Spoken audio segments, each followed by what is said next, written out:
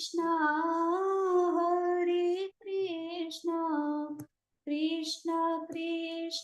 हरे हरे हरे राम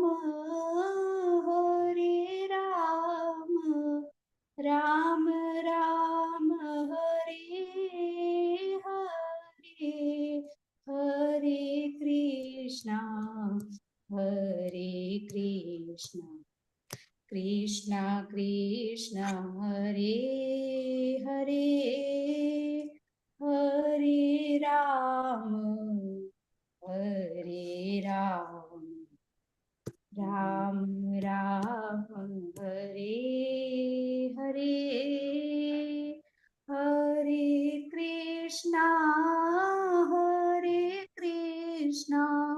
कृष्ण कृष्ण हरे हरे हरे हरे कृष्ण प्रभु जी। राम राम राम हरे हरे हरे कृष्ण प्रभु जी दंडवत प्रणाम दंडवत हरे प्रणाम उर्मिला माताजी खूब खूब दंडवत धन्यवाद। हरे कृष्ण दंडवत प्रणाम बधानु खूब खूब हृदयपूर्वक स्वागत है। यस हरे भाविक कृष्ण प्रभु प्रभु जी दंडवत प्रणाम। दंडवत प्रणाम व्रजरानी विनीता माताजी। हरे कृष्ण हरे प्रभु जी कृष्ण दंडवत प्रणाम। हरे कृष्ण प्रभु जी प्रभु दंडवत प्रणाम एवरीवन खूब खूब हृदयपूर्वक स्वागत है। यशवी माताजी हरे कृष्ण। राहुल प्रभु शशि माताजी विक्रमी प्रभु जिग्ना पारेख माताजी हेतल माताजी मोहन सिंह वालसी बारिया प्रभु अश्विन प्रभु नैना माताजी मुकेश चंद्र प्रभु रतिलाल प्रभु અને ભાનુબેન કાવઠિયા માતાજી વેલકમ ખૂબ ખૂબ હૃદયપૂર્વકનું સ્વાગત છે તમારું બધાનું ઇસ્કોન મેંગલુરુ શ્રી શ્રી રાધા ગોવિંદ મંદિર તરફથી આજે આપણે મળી રહ્યા છીએ 44મી બેચ લેવલ 1 અને 8મા અધ્યાયની ચર્ચાઓ કરવા માટે હૃદયપૂર્વકનું સ્વાગત છે પરમાર ચંદ્રિકા માતાજી વિશાલ વોરા પ્રભુ વેલકમ શરૂઆત કરીશું આપણે ભગવાન શ્રી શ્રી રાધા ગોવિંદજીના ચરણોમાં ભાવપૂર્વક પ્રેમપૂર્વકની પ્રાર્થનાઓ અર્પણ કરી મંગલાચરણથી આપણે સેશન આગળ વધારીશું શરૂઆત કરીશું બે હાથ જોડીને મારી સાથે ખૂબ ભાવપૂર્વક પ્રેમપૂર્વક ભગવાન શ્રી શ્રી રાધા કૃષ્ણ અને એમના પરમ પાર્ષદ પરમ ભક્ત અર્જુનજી અને શ્રીલ પ્રભુપાદજીના ચરણોમાં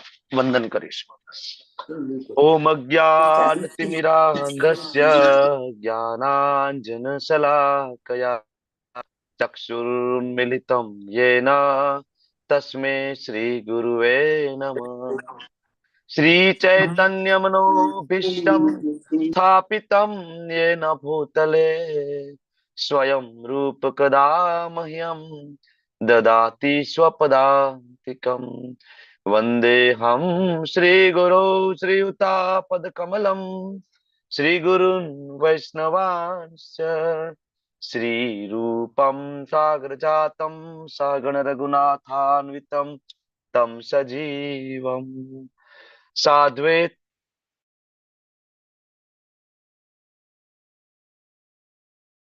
कन्यदेवं श्रीराधा कृष्ण पादान् सहगण ललिता श्री विशाखान्वितांश्च हे कृष्णा करुणा सिंधु दीनबंधु जगतपते गोपेश गोपिका कांत राधा कांत नमस्तुते तप्त कांचन गौरांगी श्री राधे वृंदावनेश्वरी वृषभानुसुते देवी प्रणमामि हरि प्रिये वाञ्छा कल्पतरुभ्यश्च कृपा सिन्धुभ्य एव च पतितानां पावनेभ्यो वैष्णवेभ्यो नमो नमः नमो विष्णुपादाय कृष्णा पृष्ठाय भूतले श्रीमते भक्ति वेदांत स्वामी निति रामिने नमस्ते सरस्वती देवी गौरवाणी प्रचारिणे निर्विशेष शून्यवादी पाश्चात्य देश तारिणे जय श्री कृष्ण चैतन्य प्रभु नित्यानंदा श्री अद्वैत गदाधर श्रीवासादि गौर भक्त वृंद। हरे कृष्णा कृष्णा कृष्णा हरे हरे, राम हरे राम राम राम हरे हरे कृष्णा। हरे हरे कृष्ण कृष्ण प्रभु जी, दंडवत प्रणाम। हरे कृष्ण प्रभुजी दंडवत प्रणाम। દંડવત પ્રણામ. વેલકમ, સ્વાગત છે Thank તમારું you. બધાનું. તો હવે નાનું એવું રિવિઝન થી આપણે આગળ વધશું. અત્યાર સુધી 1 થી 7 અધ્યાયની ચર્ચા કરી. તમારે 7 અધ્યાયના નામ અને અધ્યાય સાથેનું કનેક્શન બે બોલવાનું છે. કોણ બોલશે? આમ તો બહુ સરળ છે ને. હું તો રોજ તમને રિવિઝન કરાવું છું શરૂઆતમાં. બોલો બોલો બોલો. 1 થી 7 અધ્યાયના નામ, અધ્યાય વચ્ચેનું કનેક્શન. વ્રજરારી વિનયતા માતાજી બોલો. हरे कृष्ण प्रभु जी। हरे अध्याय 1 कुरुक्षेत्रनी युद्ध भूमि पर सैन्य निरीक्षण। ओके अध्याय 2 गीताનો સાર। अध्याय 3 कर्मयोग। ओके अध्याय 4 दिव्य ज्ञान। अध्याय 5 कृष्ण भावना युक्त कर्मयोग। अध्याय 6 ध्यान योग। अध्याय 7 परमेश्वरનું જ્ઞાન। ઓકે. હરે કૃષ્ણ પ્રભુજી। હરે કૃષ્ણ. તમે નામ તો આપી દીધા, પણ બે અધ્યાય વચ્ચેનું કનેક્શન આપવાનું છે હજી. એ કોણ હરે આપશે? કૃષ્ણ। હા. અ, હિરલ પહેલા માતાજીને અધ્યાય- આપણે મોકો આપીએ. ચાલો, હા એમનો પ્રભુજી, એડ્રેસ. હરે કૃષ્ણ। હરે કૃષ્ણ. હિરલ માતાજી બોલો. ચાલો. હરે કૃષ્ણ પ્રભુજી। પહેલા અધ્યાયમાં અર્જુનજીને વિષાદ થયો છે કે અને એમને કરુણા અને એ જે પ્રશ્નો હતા કે મારે યુદ્ધ નથી કરવું, એનો જવાબ છે ભગવાને બીજા અધ્યાયમાં આપ્યો અને એનું સોલ્યુશન કર્યું. અને પેલા બીજા અધ્યાયનું કનેક્શન થયું હે. પછી બીજા અધ્યાયમાં ગીતાનું ઓલમોસ્ટ જ્ઞાન આપી દીધું ભગવાને, છતાં બી પછી ભગવાન અર્જુનજીને એવું થાય છે કે ભાઈ હવે હું શું કરું, એમ કર્મ કરું કે શું કરું? એટલે ભગવાને ત્રીજો અધ્યાય આપ્યો, કર્મયોગ. પછી કર્મયોગ આપ્યો તો કર્મયોગ જાણ્યા પછી ભગવાને કીધું કે ભાઈ હું બધું છોડી દઉં કે એટલું કર્મ કરું? એ વખતે ભગવાન એમને ચોથો અધ્યાય આપ્યો, દિવ્ય જ્ઞાન. એ કનેક્શન, હા, એકચ્યુઅલી એ તમે બોલ્યા 5મા અધ્યાય સાથે કનેક્ટ છે. એ તમે જે બોલ્યા ને 5મા અધ્યાયની શરૂઆતમાં આવે. એટલે કે જ્ઞાનમાં આગળ જવું કે કર્મમાં આગળ જવું, તો પછી 5મો અધ્યાય આપે ભગવાને કે કૃષ્ણ ભાવના કર્મ કરવાનું છે. હા. પછી અર્જુનજીને પ્રશ્ન થાય છે કે ભાઈ જે સંન્યાસ લઈ લેવો સારો છે કે ભાઈ સંસારમાં રહીને એટલે ધ્યાન કરવું સારું કે સંસારમાં રહીને ભક્તિ કરવી સરળ છે? તો એના માટે ભગવાને 6થો અધ્યાય આપ્યો, ધ્યાન યોગ. અને 7મો અધ્યાય જે છે, 7મા અધ્યાયમાં ભગવાન જાતે જ શરૂઆત કરે છે કે ભાઈ એ પોતાનું જ્ઞાન આપે છે કે ભાઈ હું શું છું. એવી રીતે 7મો અધ્યાય ભગવાન શરૂ કરે છે. શું કામ 7મો અધ્યાય ભગવાન શરૂઆત કરે છે? એનું 6થા અધ્યાય સાથેનું કનેક્શન કોઈક બીજા કહી શકે છે? એનીબડી? લલિત કુમાર વેદ પ્રભુ, હરે કૃષ્ણ. હરે કૃષ્ણ પ્રભુજી. બોલો. 6થા અધ્યાયના 47મા શ્લોકમાં ભગવાન કહે છે ને કે કયો યોગી શ્રેષ્ઠ છે, એના ઉપરથી આ 7મો અધ્યાય આવે છે પ્રભુજી. બરાબર. એ 47મા શ્લોકમાં ભગવાન એવું કહે છે કે શ્રદ્ધાવાન ભજતે યો મામ, શ્રદ્ધાપૂર્વક મને ભજે. બરાબર. પછી અંતઃકરણમાં જે મારું ચિંતન કરે એ ઉત્તમ યોગી છે. તો ભાઈ અંતઃકરણમાં ચિંતન કરવું હોય તો ભગવાનને જાણવા પડે. બરાબર. તમે ચિંતન કોનું કરી શકો? ચિંતન એટલે સમજો ને તમે, કે જેના વિશે તમે એકલા હોય તો પણ તમને વ્યક્તિ યાદ આવે, પણ તમે ઓળખતા હોય તો યાદ આવે ને. નવી સગાઈ થઈ હોય, બરાબર, અને પછી ઘરનું કામ કરતા કરતા પણ સામે આવડું પાત્ર યાદ આવે, એની વાતો યાદ આવે, એમને આપેલી ગિફ્ટ યાદ આવે. આ હું એક ભૌતિક ઉદાહરણ આપું છું તમને, બરાબર ને? આવું થાય ને તમારા બધા સાથે પણ આવું થયું હશે ને, બરાબર. બીજું ઉદાહરણ આપું. નાનું બાળક હોય, બરાબર, સ્કૂલે મોકલ્યું હોય, શરૂમાં સ્કૂલે જાય, માને બિલકુલ ના ગમે સ્કૂલે મૂકતા. સ્કૂલે ગયું હોય તો માનો જીવ સતત ત્યાં જ હોય. પહેલી વાર પ્રવાસમાં ગયો હોય, ટૂરમાં, સ્કૂલની ટૂરમાં, તો માનો જીવ સતત બાળકમાં જ હોય. મારું બાળક બરાબર તો હશે ને, જમી લીધું હશે ને, ટીચર એનું ધ્યાન તો રાખતા હશે ને, બરાબર. એમાં જો ક્યાંક નદી તળાવે જવાનું થાય તો સતત આપણને ડર રહે કે બાળકનું ધ્યાન તો રાખશે ને, ક્યાંયથી પડી તો નહીં જાય ને, તોફાન તો નહીં કરે ને. સતત એનું ચિંતન થાય. કામ બધું કરતા હોય પણ યાદ કોણ રહે? બાળક યાદ આવે. સતત ચિંતન થાય. શું કામ? તો કે એને ઓળખીએ છીએ, એના વિશે જાણીએ છીએ અને એને પ્રેમ કરીએ છીએ, બરાબર. તો હવે કૃષ્ણનું આવું ચિંતન કરવાનું ભગવાને કીધું 6.47 અને એ સૌથી મોટો યોગી છે. તો હવે ચિંતન કરવું હોય તો એના વિશે જાણવું પડે કે કૃષ્ણ કોણ છે. તો એ જાણવા માટે ભગવાને આપણને જે અધ્યાય આપ્યો હોય 7મા અધ્યાયમાં ભગવાને ઘણું બધું, એક તો ખૂબ સરસ મજાનો જે શ્લોક આપ્યો,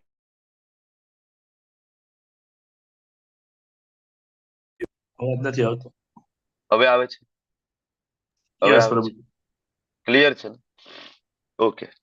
પ્રભુજી, આ ત્રીજો અધ્યાય નું જે શરૂઆત થઈ ઈ, બીજા અધ્યાયમાં એમ કે છે કે તું ધૃણાસ્પદ કર્મ બધા ત્યજી દે. એના કારણે ત્રીજો અધ્યાય આવે ને પ્રભુજી? હા, ત્રીજો ને પાંચમો બે એના કારણે જ આવે છે એકચ્યુઅલી.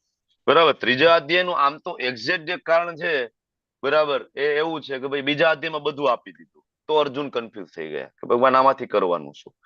પછી કર્મયોગ આપી દીધો, ચોથું દિવ્ય જ્ઞાન પણ આપી દીધું. પછી ફરીથી અર્જુન એમ થાય છે કે તમે જ્ઞાનને કર્મ કરતા વધારે શ્રેષ્ઠ માનો છો, બરાબર, એ તમે મને બીજા અધ્યાય 49 યજ્ઞનો અંત જ્ઞાનમાં આવે છે એવું. હા, બરાબર. તો તમે જ્ઞાનને શ્રેષ્ઠ કીધું, તમે બુદ્ધિયોગને શ્રેષ્ઠ કીધું ને. દૂરેણ હિ અવરમ કર્મ બુદ્ધિયોગા ધનંજય, તમે જે શ્લોક કહો છો એ રેફરન્સ, એ શ્લોકના રેફરન્સ થી પાંચમો અધ્યાય ચાલુ થાય છે, બરાબર. એટલે બે અધ્યાયને કનેક્ટિંગ કરી શકાય છે. ઓકે, તો આપણે શું ચર્ચા કરતા હતા, ક્યાંથી પહોંચી ગયા? 7મો અધ્યાય. 7મા. હા, શું કામ 7મો અધ્યાય આપે છે? યસ, બરાબર. તો ભગવાન એના વિશે નું જ્ઞાન આપણને આપે, જેથી આપણે ભગવાનને ઓળખી શકીએ. અને ખૂબ one of the my favourite શ્લોક એની હું વાત કરતો હતો. કયો શ્લોક છે? 7.7. મત પરતરમ ન અન્યત કિંચિત અસ્તિ ધનંજય. મારાથી શ્રેષ્ઠ, મારાથી ઉપરનું એવું કોઈ તત્વ નથી. એ શ્લોક એક વખત આમ મનમાં બેસી જવો જોઈએ આપણને. બહુ ક્લેરિટી એ બાબતે આપણને આવી જવી જોઈએ કે કૃષ્ણથી ઉપરનું કોઈ તત્વ નથી, બરાબર. પરમ ઈશ્વર કયો, પરમ તત્વ કયો, પરમ સત્ય કહો, ભગવાન કહો, ઈશ્વર કહો, બરાબર, પરમ તત્વ જે કઈ કયો એ કૃષ્ણ છે. એનાથી ઉપર કોઈ તત્વ નથી. તો આ ઓળખાણ આપણને આપી, યાદ કરવાની પદ્ધતિઓ આપણને ગઈકાલે આપી, બરાબર, કે બુદ્ધિશાળીઓની બુદ્ધિ હું છું, પૌરુષોની અંદર સામર્થ્ય હું છું, પાણીમાં સ્વાદ હું છું, પૃથ્વીની ગંધ હું છું. આ બધું આપણને ભગવાને એને યાદ કરવાની પદ્ધતિ. મંદિરમાં હોય ત્યારે તો શ્રી વિગ્રહ સ્વરૂપે ભગવાન ઉપસ્થિત છે, ત્યારે તો આપણે એમના સાક્ષાત દર્શન કરીએ છીએ, બરાબર. મંદિરની બહાર નીકળીએ ત્યારે પણ ભગવાનને કઈ રીતના યાદ રાખી શકાય, એની પદ્ધતિ, સતત ચિંતન કરવાની પદ્ધતિ પણ ભગવાન આપે છે. ઓકે, તો એ અધ્યાયના અંતે બે શ્લોક એવા આવ્યા કે એમાં અર્જુનને કન્ફ્યુઝન થયું. અમુક શબ્દો એવા અટપટા આવ્યા અને એ અટપટા શબ્દોના કારણે શરૂઆત થઈ આજના અધ્યાયની, બરાબર. હવે આજે 8મો અધ્યાયમાં આપણે આગળ વધીશું અને 8મા અધ્યાયને અલગ અલગ 6 વિભાગમાં વહેંચવામાં આવેલો છે. જો તો શરૂઆત છે પ્રશ્નથી થશે. ફરીથી અર્જુન છે પ્રશ્ન પૂછશે અને ભગવાનને પોતાના ડાઉટ છે કે ભગવાન આ નથી સમજાતું, આ સમજાવો, આ સમજાવો, બરાબર. પછી મૃત્યુ સમયે સ્મરણ કઈ રીતના થાય, યોગ મિશ્ર ભક્તિ યોગ. એકચ્યુઅલી આને યોગ મિશ્ર ભક્તિ યોગ નામનું પણ ચેપ્ટર કહેવાય છે, કે અક્ષર બ્રહ્મ યોગ છે, એનું બીજું નામ એ પણ છે યોગ મિશ્ર ભક્તિ. પછી શુદ્ધ ભક્તિ, ભૌતિક વિશ્વ વિરુદ્ધ આધ્યાત્મિક વિશ્વને છેલ્લે શુદ્ધ ભક્તિની સર્વોપરિતા. તો પહેલા શ્લોકની અંદર અર્જુન ભગવાનને પૂછે છે, કિમ તદ્બ્રહ્મ કિમ અધ્યાત્મમ કિમ કર્મ પુરુષોત્તમ અધિભૂતમ ચ કિમ પ્રોક્તમ અધિદેવમ કિમ ઉચ્યતે. કૃષ્ણ, તમે મને કહો કે કિમ તદ્બ્રહ્મ, બ્રહ્મ શું છે, કિમ અધ્યાત્મ, અધ્યાત્મ શું છે, કિમ કર્મ, કર્મ શું છે, પુરુષોત્તમ કોણ છે, અધિભૂતમ, બરાબર, એટલે કે આ જે અધિભૂત કોણ છે, કિમ અધિદેવ કોણ છે, બરાબર, ભૌતિક જગત, અધિભૂત એટલે પ્રકૃતિ, ભૌતિક જગત એ કોણ, શું છે, મારે આ બધી વસ્તુ જાણવું છે. બીજા શ્લોકની અંદર અર્જુન કે છે અધિયજ્ઞ કથમ કોત્ર દેહેસ્મિન મધુસૂદન. યજ્ઞના સ્વામી કોણ છે, બરાબર, અલ્ટિમેટલી જે બધા યજ્ઞ છે એના અલ્ટિમેટલી ભોગતા કોણ છે. અધિયજ્ઞ કથમ કો અત્ર, ક્યાં રહે છે દેહેસ્મિન, આ દેહની અંદર, હે મધુસૂદન, હે કૃષ્ણ તમે મને કહો, બરાબર. પ્રયાણ કાલે ચ કથમ, પ્રયાણ કાલે જ્યારે આ શરીર છૂટે મૃત્યુ થાય, ચ કથમ જ્ઞેયો, એને કઈ રીતના જાણી શકાય, તમને કઈ રીતના જાણી શકાય? અર્જુનના આવા 8 પ્રશ્ન અહીંયા રજૂ થાય છે. ખૂબ મહત્વનું છે આ ચેપ્ટર. જીવનની સૌથી મોટામાં મોટી આપણી પરીક્ષા કઈ પરીક્ષા છે? મોટામાં મોટી તમને એમ થાય કે બધી પરીક્ષા તો આપી દીધી, હજી કઈ પરીક્ષા બાકી છે? કઈ પરીક્ષા? મૃત્યુ. બરાબર, જીવનની મોટામાં મોટી પરીક્ષા છે. બરાબર, મોટામાં મોટી પરીક્ષા એટલે મૃત્યુ. આખી જિંદગી જેની પ્રેક્ટિસ કરી હશે ને, મૃત્યુ સમયે એનું ફ્લેશબેક થશે. મૃત્યુ સમયે એ જ વસ્તુ યાદ રહેશે. આખી જિંદગી જેમાં આસક્તિ હશે, મૃત્યુ સમયે એ જ તમને યાદ આવશે. આવું નથી કહેતો, આ ગરુડ પુરાણ કહે છે અને શ્રીમદ ભાગવત કહે છે. બરાબર, ગરુડ પુરાણમાં તો એટલું ડિટેલમાં વર્ણન છે મૃત્યુ સમયની આપણી અવસ્થા, મૃત્યુ પછી આત્માની ગતિ, શરૂઆતના 13 દિવસ, પછી યમદૂતો જે આત્માને લઈ જાય છે યમલોકની અંદર, યમરાજાની સામે ઉપસ્થિત કરે છે. તો પૃથ્વીથી લઈને યમલોક વચ્ચેનું ડિસ્ટન્સ પણ ગરુડ પુરાણમાં આપે છે. બરાબર, વચ્ચે વચ્ચે કયા કયા એવા સ્થાન આવે છે કે જ્યાં આત્માને રોકાવું પડે છે, એ પણ આવે છે. વચ્ચે નદીઓ આવે છે, એનું વર્ણન પણ ગરુડ પુરાણમાં આવે છે. અને અતિશય કપરી પરિસ્થિતિમાં આત્માને લઈ જવામાં આવે છે, યમપાસ ગળામાં પહેરાવીને ઢસડતો. બરાબર, ખૂબ જ અઘરું છે. બરાબર, સાચી પરીક્ષા ત્યારે થશે જ્યારે સામે યમદૂતો આવીને ઉભા રહે. બરાબર, ત્યારે આપણને જેમાં સૌથી વધારે આસક્તિ હશે એનું નામ આપણા જીભ ઉપર હશે. એ વસ્તુ હોઈ શકે, પૈસા હોઈ શકે, વ્યક્તિ હોઈ શકે, કઈ પણ હોઈ શકે. બરાબર, એમાં આપણને હંમેશા આપણી આસક્તિ હોઈ શકે કે મને બચાવી લેશે, મને બચાવી લેશે. તમે લોકોએ તો મારા કરતા ઘણા બધા વડીલો પણ છો અને તમે લોકોએ મૃત્યુ જોયું પણ હશે તમારી સામે. જોયું છે ને? કોઈ તમારા રિલેટિવ, સગાવાલા નું તમારી સામે ડેથ થયું હોય એવું જોયું છે કોઈ? એનીબડી? હા, જોયું છે? આપણી નજર સામે ઘણા બધા ડેથ. કોવિડમાં તો એઝ એ ડોક્ટર તરીકે અમે ઘણા બધા ડેથ અમારી નજર સામે જોયા. અમારી નજર સામે કેટલા બધાના શ્વાસ છૂટ્યા હોસ્પિટલમાં અમે જોયા છે. બરાબર, તો મૃત્યુ સમયે ખૂબ ભય લાગે.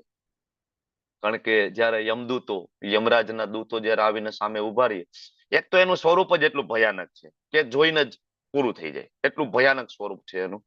બરાબર, બીજું એની જે લઈ જવાની જે પ્રોસેસ છે, દૂરથી યમપાસ ફેંકવો ગળામાં અને આત્માને શરીરથી જુદી પાડવી, એ પ્રોસેસ છે.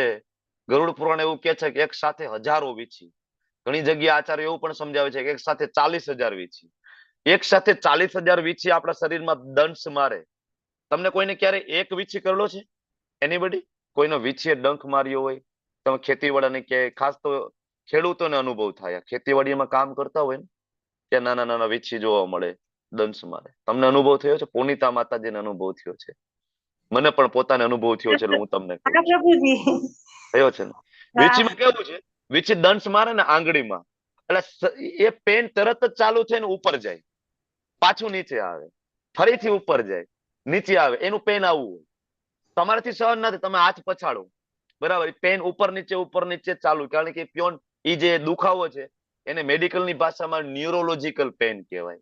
એ ચેતાતંતુ હોય ને એમાં ડેમેજ કરે. બરાબર, એટલે દુખાવો ઉપર જાય, નીચે આવે, ઉપર જાય, નીચે, હબાકા આવે. તમે રહી ના શકો, અસહ્ય દુખાવો હોય. ડોક્ટર પાસે જાઓ અને પછી એક ઇન્જેક્શન મારે, જ્યાં દંશ દીધો હોય ને, અહીંયા દંશ દીધો હોય તો ડોક્ટરો ઉપરની સાઈડમાં 2 ઇન્જેક્શન મારી દે અને આંગળીને બ્લોક કરી દે, ખોટું કરીને. અમે કરતા એટલે મને ખ્યાલ છે. જેવું અહીંયા બ્લોક કરો ને, ઉપરનું બધું પેન તરત બંધ થઈ જાય, કમ્પ્લીટ પેનલેસ થઈ જાય. બેસ એ દુખાવો, અસહ્ય દુખાવો થાય છે. આ એક જ વીછીની વાત છે. આવા 40,000 વીછી એક સાથે જયારે કરડે આખા શરીરમાં, અને એ પેન જયારે થાય, બરાબર, અને એ પેન છે આત્માનું આ શરીરથી જુદું પડવું. અતિશય કષ્ટદાયક પરિસ્થિતિ છે. એટલે તમે લોકો જોયું હશે કે મૃત્યુ સમયે ઘણા બધાના મળમૂત્રનો ત્યાગ થઈ જાય, મોઢામાંથી લિક્વિડ નીકળવા માંડે, નાકમાંથી લિક્વિડ નીકળવા માંડે, જોયું હશે. બરાબર, અને શ્વાસ એકદમ ઘૂઘવાટા મારવા માંડે. બરાબર, કોકને આમ બોલાવતા હોય એવું લાગે, બાજુમાં કોઈ હોય તો એનો હાથ પકડી રાખે તો હાથ છોડે નહીં. તમે જોયું હશે, હાથ આ રીતના પકડી જ રાખે, છોડે નહીં. ખૂબ ડર લાગે. બહુ જ અઘરી પરિસ્થિતિ છે. બરાબર, એટલે ભગવદ ગીતાનું જ્ઞાન બહુ જરૂરી છે. ભગવદ ગીતા વાંચી અને જો કોઈ વૈષ્ણવ બને તો આમ તો બીજો અધ્યાયનો જે 40મો શ્લોક છે આપણે બહુ વિસ્તૃત અહીંયા નથી જતા, પણ તમે આગળ જયારે ભક્તિ શાસ્ત્રીમાં એમાં આવશો ત્યારે તમને ખબર પડશે કે આમ તો ભગવાન બીજા અધ્યાયમાં જ ગેરંટી આપે છે આપણને બધાને, જે કોઈ વૈષ્ણવ બને, ભગવાન શ્રી કૃષ્ણના ભક્ત બને, રામચંદ્રજીના ભક્ત બને, એને યમદૂતો લેવા નથી આવતા. આ સૌથી મોટી ગેરંટી છે. બરાબર, યમદૂતો આવતા જ નથી, કારણ કે બે અલગ અલગ કાર્યક્ષેત્ર છે. બરાબર, વૈષ્ણવોનું જે કાર્યક્ષેત્ર જે છે, બરાબર, એ શ્રીમતી રાધારાણીની અંડરમાં આવે છે, વિષ્ણુ તત્વની અંડરમાં આવે છે. અને જે વૈષ્ણવો નથી, બાકીના બધા જ જીવોનું કાર્યક્ષેત્ર છે એ યમરાજાની અંદરમાં આવે છે. આ બે જ ઓપ્શન છે, કા વિષ્ણુદૂતો કા યમદૂતો, જેનું ભાગવતમની અંદર વર્ણન છે. અજામિલ વાળો જે પ્રસંગ આવે છે ભાગવતમની અંદર, ત્યાં વેદવ્યાસજી આનું વર્ણન કરે છે. ઓકે, તો એક ગેરંટી છે કે તમે વૈષ્ણવ બનો છો, ગળામાં કંઠી ધારણ કરો છો, તિલક કરો છો, બરાબર, અને વૈષ્ણવ સદાચારનું પાલન કરીને વૈષ્ણવ સદાચાર મુજબ જીવન જીવો છો, કૃષ્ણ ભક્તિ કરો છો, તો એને એ ચિંતા નથી કે યમદૂતો આવશે. કારણ કે યમદૂતો, યમરાજાની ત્યાં સુધી ગાઈડલાઈન છે યમદૂતોને કે જે વૈષ્ણવ હોય એની આજુબાજુમાં કોઈ શરીર છૂટતું હોય ને આપણા આત્માને લેવા જવાની હોય, તમારે લોકો યમદૂત હોય, યમરાજ કહે છે, તો પણ તમારે વૈષ્ણવનું ઘર બાજુમાં હોય ને તો એની સામે ત્રાસી દ્રષ્ટિએ પણ એ ઘર ઉપર તમારે દ્રષ્ટિપાત કરવાનું નથી, કારણ કે ઘર વૈષ્ણવનું છે, કારણ કે આપણા કાર્યક્ષેત્રમાં નથી. ઓકે, તો મૃત્યુ ખૂબ ભયા. હવે આપણને ખબર છે કે આપણું મૃત્યુ ક્યારે આવશે. ઘણા બધાને તમે ભગવદ્ ગીતા આપવા જાઓ, તમે પ્રચાર કરવા જાઓ, તો તમને એવું કે ભાઈ ભક્તિ કરશે નિરાતે. અમે એવા ઘણા માતા પિતા જોયા છે જેના બાળકો આ ભગવદ્ ગીતાના ક્લાસમાં આવે અને ખૂબ સિન્સિયરલી ચેન્ટિંગ ચાલુ કરે, ભગવદ્ ગીતા વાંચે, સાથે સાથે ભણતા પણ હોય. અમે એજ્યુકેશન પણ સારું આવે એવું અમે અહીંથી સલાહ આપીએ છીએ બધા બાળકોને. અમે બાળકોને એવું કહીએ છીએ કે તમે તમારા ક્લાસમાં ટોપ આવવા જોઈએ, બરાબર, જેથી તમે ટોપ આવો તો એ સેવા પણ કૃષ્ણને તમે સમર્પિત કરી શકો. તો ઘણા માતા પિતા બાળકોને ભગવદ્ ગીતાનું જ્ઞાન લેવા નથી દેતા, ભક્તિ કરવા નથી દેતા, એવું કે અત્યારે આ કઈ જરૂર નથી, મૂકો, પછી કરજો 65 વર્ષે. ગેરંટી છે 65 વર્ષ થાય, 60 વર્ષ થાય, કોઈ ગેરંટી અત્યારે કલયુગની અંદર? બિલકુલ નહીં. બરાબર, તો ખબર જ નથી આપણને મૃત્યુ. જો પરીક્ષિત રાજા, તમે લોકોએ નામ સાંભળ્યું છે ને પરીક્ષિત રાજાનું? કોણ હતા પરીક્ષિત રાજા? પરીક્ષિત રાજા અર્જુનના પૌત્ર, અર્જુનના પૌત્ર, અભિમન્યુના પુત્ર, અભિમન્યુના પુત્ર. પછી હજી થોડુંક બોલો પરીક્ષિત રાજા વિશે. સુખદેવજીના શિષ્ય, જેને કારણે ભાગવતમ મળ્યું આપણને પ્રભુજી. જેના કારણે ભાગવતમ મળ્યું આપણે. હા, મહાન જ્ઞાની હતા. પરીક્ષિત રાજા એ હતા કે જેમના કારણે આપણને શ્રીમદ ભાગવત મહાપુરાણ મળ્યું. હવે એમની પાસે 7 દિવસ હતા. કેટલા? તક્ષક નામનો નાગ છે ને દંશ દેવાનો હતો બ્રાહ્મણ પુત્રના શાપના કારણે. 7 દિવસ એમની પાસે હતા. તમને મને ખબર છે આપણી પાસે કેટલા દિવસ છે કે નહીં? બરાબર, આપણને ખબર નથી. તો આપણી તો દરેક સેકન્ડ છે એ 7મા દિવસની છેલ્લી સેકન્ડ છે. આવું સમજીને આપણે મનુષ્ય જીવનનો ઉદ્દેશ્ય સાર્થક કરવા માટે આગળ વધવું જોઈએ. 7મા અધ્યાયના જે 2 શ્લોક મેં તમને કહ્યા એ આ છે, 7.29, 7.30. એમાંથી અર્જુનના ઘણા બધા શબ્દ ઉપાડ્યા છે, તમે જોઈ શકો છો આમાં. બરાબર, બ્રહ્મ, અધ્યાત્મ, અધિભૂત, અધિદેવ, અધિયજ્ઞ, પ્રયાણ કાલે, બરાબર, આ બધા શબ્દ અર્જુને આમાંથી ઉપાડ્યા.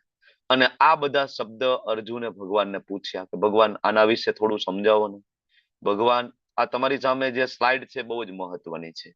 આખું ચેપ્ટર આ સ્લાઇડ ની અંદર છે. એક સ્લાઇડ ઉપરથી આખો અધ્યાય સમજાવી શકાય એમ છે. બરાબર, તો પેલો પ્રશ્ન અર્જુનનો છે કે ભગવાન બ્રહ્મ એટલે શું? તો ભગવાન કે બ્રહ્મ એટલે જીવ, આત્મા, જે અવિનાશી જે જીવન જે તત્વ છે, જે આત્મા, એને અર્જુન બ્રહ્મ કહેવાય. બરાબર, ઘણા બધા આમાં ગોટાળે ચડતા હોય છે. ઘણા બધા બ્રહ્મનો એક જ અર્થ કાઢે, શું? નિરાકાર બ્રહ્મ. બ્રહ્મ એટલે પ્રકાશ. બ્રહ્મનો અર્થ શ્લોક મુજબ બધી જગ્યાએ અલગ અલગ થાય છે. એક જ સંસ્કૃતમાં એક જ શબ્દના અર્થ છે એ ઘણા બધા થઈ શકે છે. બરાબર, એમ બ્રહ્મનો અર્થ છે અહીંયા જીવ છે. બાકી બ્રહ્મ એટલે દિવ્ય, બ્રહ્મ એટલે ભૌતિકતાથી જે પરે હોય, બ્રહ્મ એટલે ભગવાનનું નામ, બ્રહ્મ એટલે ભગવાનનું ધામ. પણ જયારે પરમ બ્રહ્મની વાત આવે ત્યારે સ્વયં ભગવાન. બ્રહ્મ પણ જેના આશ્રય રહેલું છે એને કહેવાય પરમ બ્રહ્મ. ઈશ્વર પરમ કૃષ્ણ સચ્ચિદાનંદ વિગ્રહ. એ પરમ ઈશ્વર જે છે એને પરમ બ્રહ્મ તરીકે ઓળખવામાં આવે છે, જેનું નામ કૃષ્ણ છે. તો પેલું આ બ્રહ્મ. બીજું ભગવાન અધ્યાત્મ એટલે શું? તો ભગવાન કહે છે કે એ જે જીવ છે ને અર્જુન, એનો જે સ્વભાવ છે ને અધ્યાત્મ છે. તમે લોકો આ ક્લાસમાં આવો છો, બરાબર, અને લગભગ 100 ની સ્ટ્રેન્થ આપણી જળવાયેલી રહે છે, રોજ આપણે જોઈએ છીએ. અને અહીંયા એવા ઘણા બધા પાર્ટિસિપન્ટ છે કે જેની આ 20મી બેચ છે, જેની આ 25મી બેચ છે, જેની આ 30મી બેચ છે, લેવલ 1. 25-30 બેચ થી કન્ટિન્યુ લેવલ 1 ભણી રહ્યા છે. મતલબ છેલ્લા 2.5-3 વર્ષથી 2.5-3 વર્ષથી રોજ સવારમાં 8 વાગે આવે છે, બપોરના 4 વાગે, સાંજના 8 વાગે, સવારના 6 વાગે, કોઈ ને કોઈ ક્લાસમાં આ લોકો જોડાયેલા છે. આનું કારણ શું છે? વાય? શું કામ આવું થાય છે? મોના માતાજી, આવું શું કામ થાય છે? વાય? પ્રભુજી હજી મેં જોઈન કર્યું. હા, જોઈન કર્યું ને તરત પ્રભુજીએ પકડી લીધા. વિક્રમી પ્રભુ બોલો, શું કામ આવું થાય છે? આનંદ આવે છે આમાં. આનંદ આવે છે. શું કામ આનંદ આવે છે ભાઈ? ક્રિકેટ જોવા કેમ નથી જતા? સિરિયલ ચાલુ કરીને કેમ નથી બેસતા? શું કામ આમાં આનંદ આવે છે? વાય? હવે એ કહો. આમાં આપણો જીવનનું જ્ઞાન છે અને ભગવાન વિશે છે. ઓકે, ભગવાન કહે છે એટલે આનંદ આવે છે. ભગવાનની વાણી છે. ઓકે. આમ તો હું પ્રશ્ન પૂછું ને, જવાબ તમારી સ્લાઇડમાં જ હોય છે સામે. હા બોલો, વ્રજરાની વિનીતા માતાજી બોલો, શું કામ આનંદ આવે? વાય? આમાં છે ને પ્રભુજી આત્માને સંતુષ્ટિ મળે છે. Okay, very good. આનંદ આવે છે એનો પરફેક્ટ જવાબ તમારી સામે છે કે જીવનો સ્વભાવ છે અધ્યાત્મ. લખેલું તો છે તમારી સામે. આનંદ એટલા માટે આવે છે કે જીવનો સ્વભાવ જ અધ્યાત્મ છે. આના સિવાયનું જે કઈ તમે કરો ને એમાં ક્ષણિક આનંદ આવશે. તારક મહેતા કા ઉલ્ટા ચશ્માનો એક એપિસોડ તમે કેટલી વાર જોશો? એકનો એક એપિસોડ કેટલી વાર જોવો? ક્રિકેટની એક મેચ કેટલી વાર જોશો? કેટલી વાર? 1 વાર, 2 વાર, 3 વાર? નવું મૂવી આવે, કદાચ 1000 કરોડનું બજેટ વાળું મૂવી હોય, કેટલી વાર જોવો તમે? કેટલી વાર? તમને હું એમ કહું ટોકેજમાં, હું તમને ટોકેજની બરાબર મૂવીની ટિકિટ આપું, કેટલી વાર તમે જોવા જશો? પૈસા હું આપી દઉં તો કેટલી વાર જોવા જાવ? 1 વાર, 2 વાર, 3 વાર? ચોથી વાર તમે કહી દો કે બસ થઈ ગયો, બહુ ઈન છે, એમાં કઈ બહુ મજા નથી આવતી. કારણ કે એ જીવનો સ્વભાવ નથી. પણ ભગવદ્ ગીતા, શ્રીમદ ભાગવતમ, જેટલી વાર વાંચશો એટલી વાર તમને એમાંથી કંઈક નવું મળશે, તમને આનંદ આવશે. એની માટે અહીંયા તમારી વચ્ચે એવા ઘણા બધા મહાનુભાવો બેઠા છે. અમરીશ પટેલ પ્રભુ છે, અમરીશનાથ કૃષ્ણ પ્રભુ છે, અમારા વરિષ્ઠ જે ભગવદ્ ગીતાના ક્લાસ એટેન્ડ કરનાર એવા લલિત કુમાર વૈદ પ્રભુ છે. ઘણા બધા છે, હું બધાનું નામ નથી લેતો. જયેન્દ્ર પ્રભુ છે, કોમલ માતાજી છે, આ બધા રિપીટર છે. બરાબર, વારંવાર આ ક્લાસ એટેન્ડ કરી રહ્યા છે. રમેશ પટેલ પ્રભુ છે, સુરેશભાઈ છે, સ્વાતિ માતાજી, હર્ષા માતાજી છે. એ તો ભક્તિ શાસ્ત્રીના લેવલ 5 માં બરાબર એ એન્ટ્રી ના મળે એમને તો એ યુટ્યુબમાં જોતા હોય છે એ જ ક્લાસ ને, ત્યાં યુટ્યુબમાં કોમેન્ટ આપતા હોય છે. બરાબર, હું ત્યાં લાઈવમાં પ્રશ્ન પૂછતો હોય, ઝૂમ ઉપર લાઈવમાં 1 to 1, અને એ ત્યાં યુટ્યુબમાં એ ક્લાસ સાંભળતા ત્યાં યુટ્યુબની ચેટમાં આન્સર મૂકતા હોય છે. શું કામ ભાઈ? વાય? કારણ કે જીવનો સ્વભાવ છે તુષ્યંતી ચ રમંતી ચ. હવે જીવ સતત તો આમાં રહેવાનો નથી ને. અત્યારે હમણાં 2 કલાકનો ક્લાસ છે, 10 વાગે આ ક્લાસ હમણાં પૂરો થઈ જશે ચર્ચાઓ. પછી જીવ શું કરે? પછી જીવ નીકળી જશે પૈસા કમાવા માટે. એટલે અર્જુન આગળ પૂછે છે, ભગવાન સકામ કર્મ એટલે શું? તો કે ભાઈ અધ્યાત્મમાં જયારે જીવ નથી, એના સિવાયનું જે કઈ જીવ કરે છે એ બધું સકામ કર્મ છે, એમાં ફળદાયી છે. એ સકામ કર્મમાં જયારે જીવ ઉતરે છે ત્યારે આગળ શું થાય છે? તો કે એને નવા ભૌતિક શરીરો મળે છે. બરાબર, અને ભૌતિક પ્રકૃતિમાં જન્મ લે છે. એટલે આગળ અર્જુન પૂછે છે અધિભૂત એટલે શું? તો કે ભૌતિક પ્રકૃતિમાં જયારે જીવ આવે, એ જે ભૌતિક પ્રકૃતિ છે એને અધિભૂત કહેવાય. સત્વગુણ, રજોગુણ, તમોગુણ ની બનેલી. અચ્છા, તો એ ભૌતિક પ્રકૃતિને મેનેજ કરવા વાળું પણ કોઈ હશે ને? એટલે અર્જુન કે છે અધિદેવ વિશે સમજાવો. એ અધિદેવ એ જ છે જે ભૌતિક પ્રકૃતિને મેનેજ કરે છે, ભગવાનનું વિરાટ સ્વરૂપ. બરાબર, પણ એ મેનેજ કરવામાં સૌથી શ્રેષ્ઠ કોણ છે? મેનેજ કરવામાં તો ઘણું બધું છે ને, દેવી દેવતાઓથી લઈને બધું. એટલે અર્જુન પૂછે છે કે બધામાં શ્રેષ્ઠ, બધા જ અલ્ટિમેટ યજ્ઞના પરમ ભોગતા કોણ? અધિયજ્ઞ. તો કે એ પરમાત્મા તરીકે હું છું. કૃષ્ણ કહે છે એ હું જ છું, બધા દેવી દેવતાઓથી ઉપર, મત પરતરમ ન અન્યત, મારાથી શ્રેષ્ઠ એવું કોઈ નથી, એ હું છું. અચ્છા, ક્યાં રહો છો તમે? દેહસ્મિન, કઈ જગ્યાએ તમે રહો છો? વેર? તો કે હું હૃદયમાં રહું છું. બરાબર.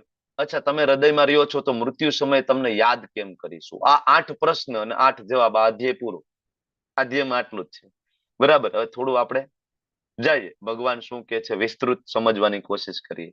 તો ત્રીજા શ્લોકની અંદર ભગવાને જવાબ આપવાની શરૂઆત કરી કે અર્જુન, અવિનાશી તથા જે દિવ્ય જીવ છે ને બ્રહ્મ કહેવાય, મતલબ આત્મા, એનો જે સનાતન સ્વભાવ એટલે કે અધ્યાત્મ કહેવાય છે. બરાબર. અથવા એના આત્મા પણ કહેવાય છે. બીજું ઓકે. અને જીવોના ભૌતિક શરીરને જે વિકાસ થવાની જે પ્રક્રિયા છે ને એને સકામ કર્મ કહેવાય છે. કર્મના પ્રકાર મુખ્ય 4 કયા કયા? રમેશ પટેલ પ્રભુ, કર્મના પ્રકાર કયા કયા?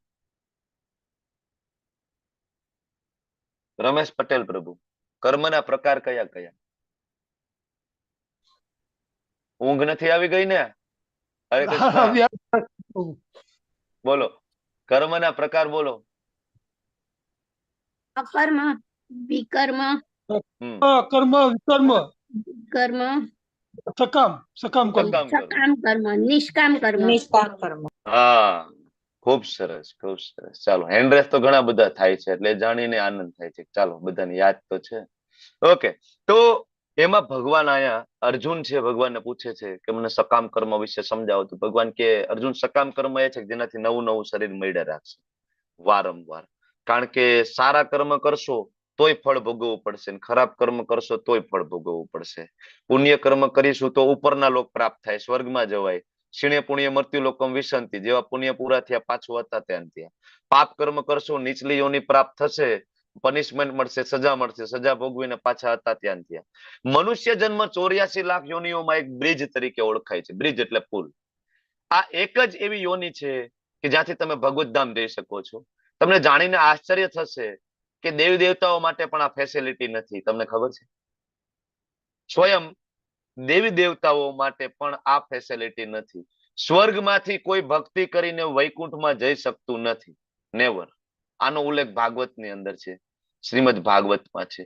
બરાબર. જ્યારે આ કથા ચાલુ થાય ત્યાં જ આનો ઉલ્લેખ પ્રાપ્ત થાય છે. ઓકે. તો સકામ કર્મ આગળનો જે જવાબ છે હજી અર્જુનને આપે છે ભગવાન. અને અર્જુન જે પૂછે છે તો ભગવાન ચોથા શ્લોકની અંદર કહે છે કે અધિભૂત એટલે શું? તો ભગવાન કે નિરંતર પરિવર્તનશીલ જે છે ને ભૌતિક પ્રકૃતિ, અર્જુન, એને અધિભૂત કહેવાય. નિરંતર પરિવર્તનશીલ છે કે નહીં?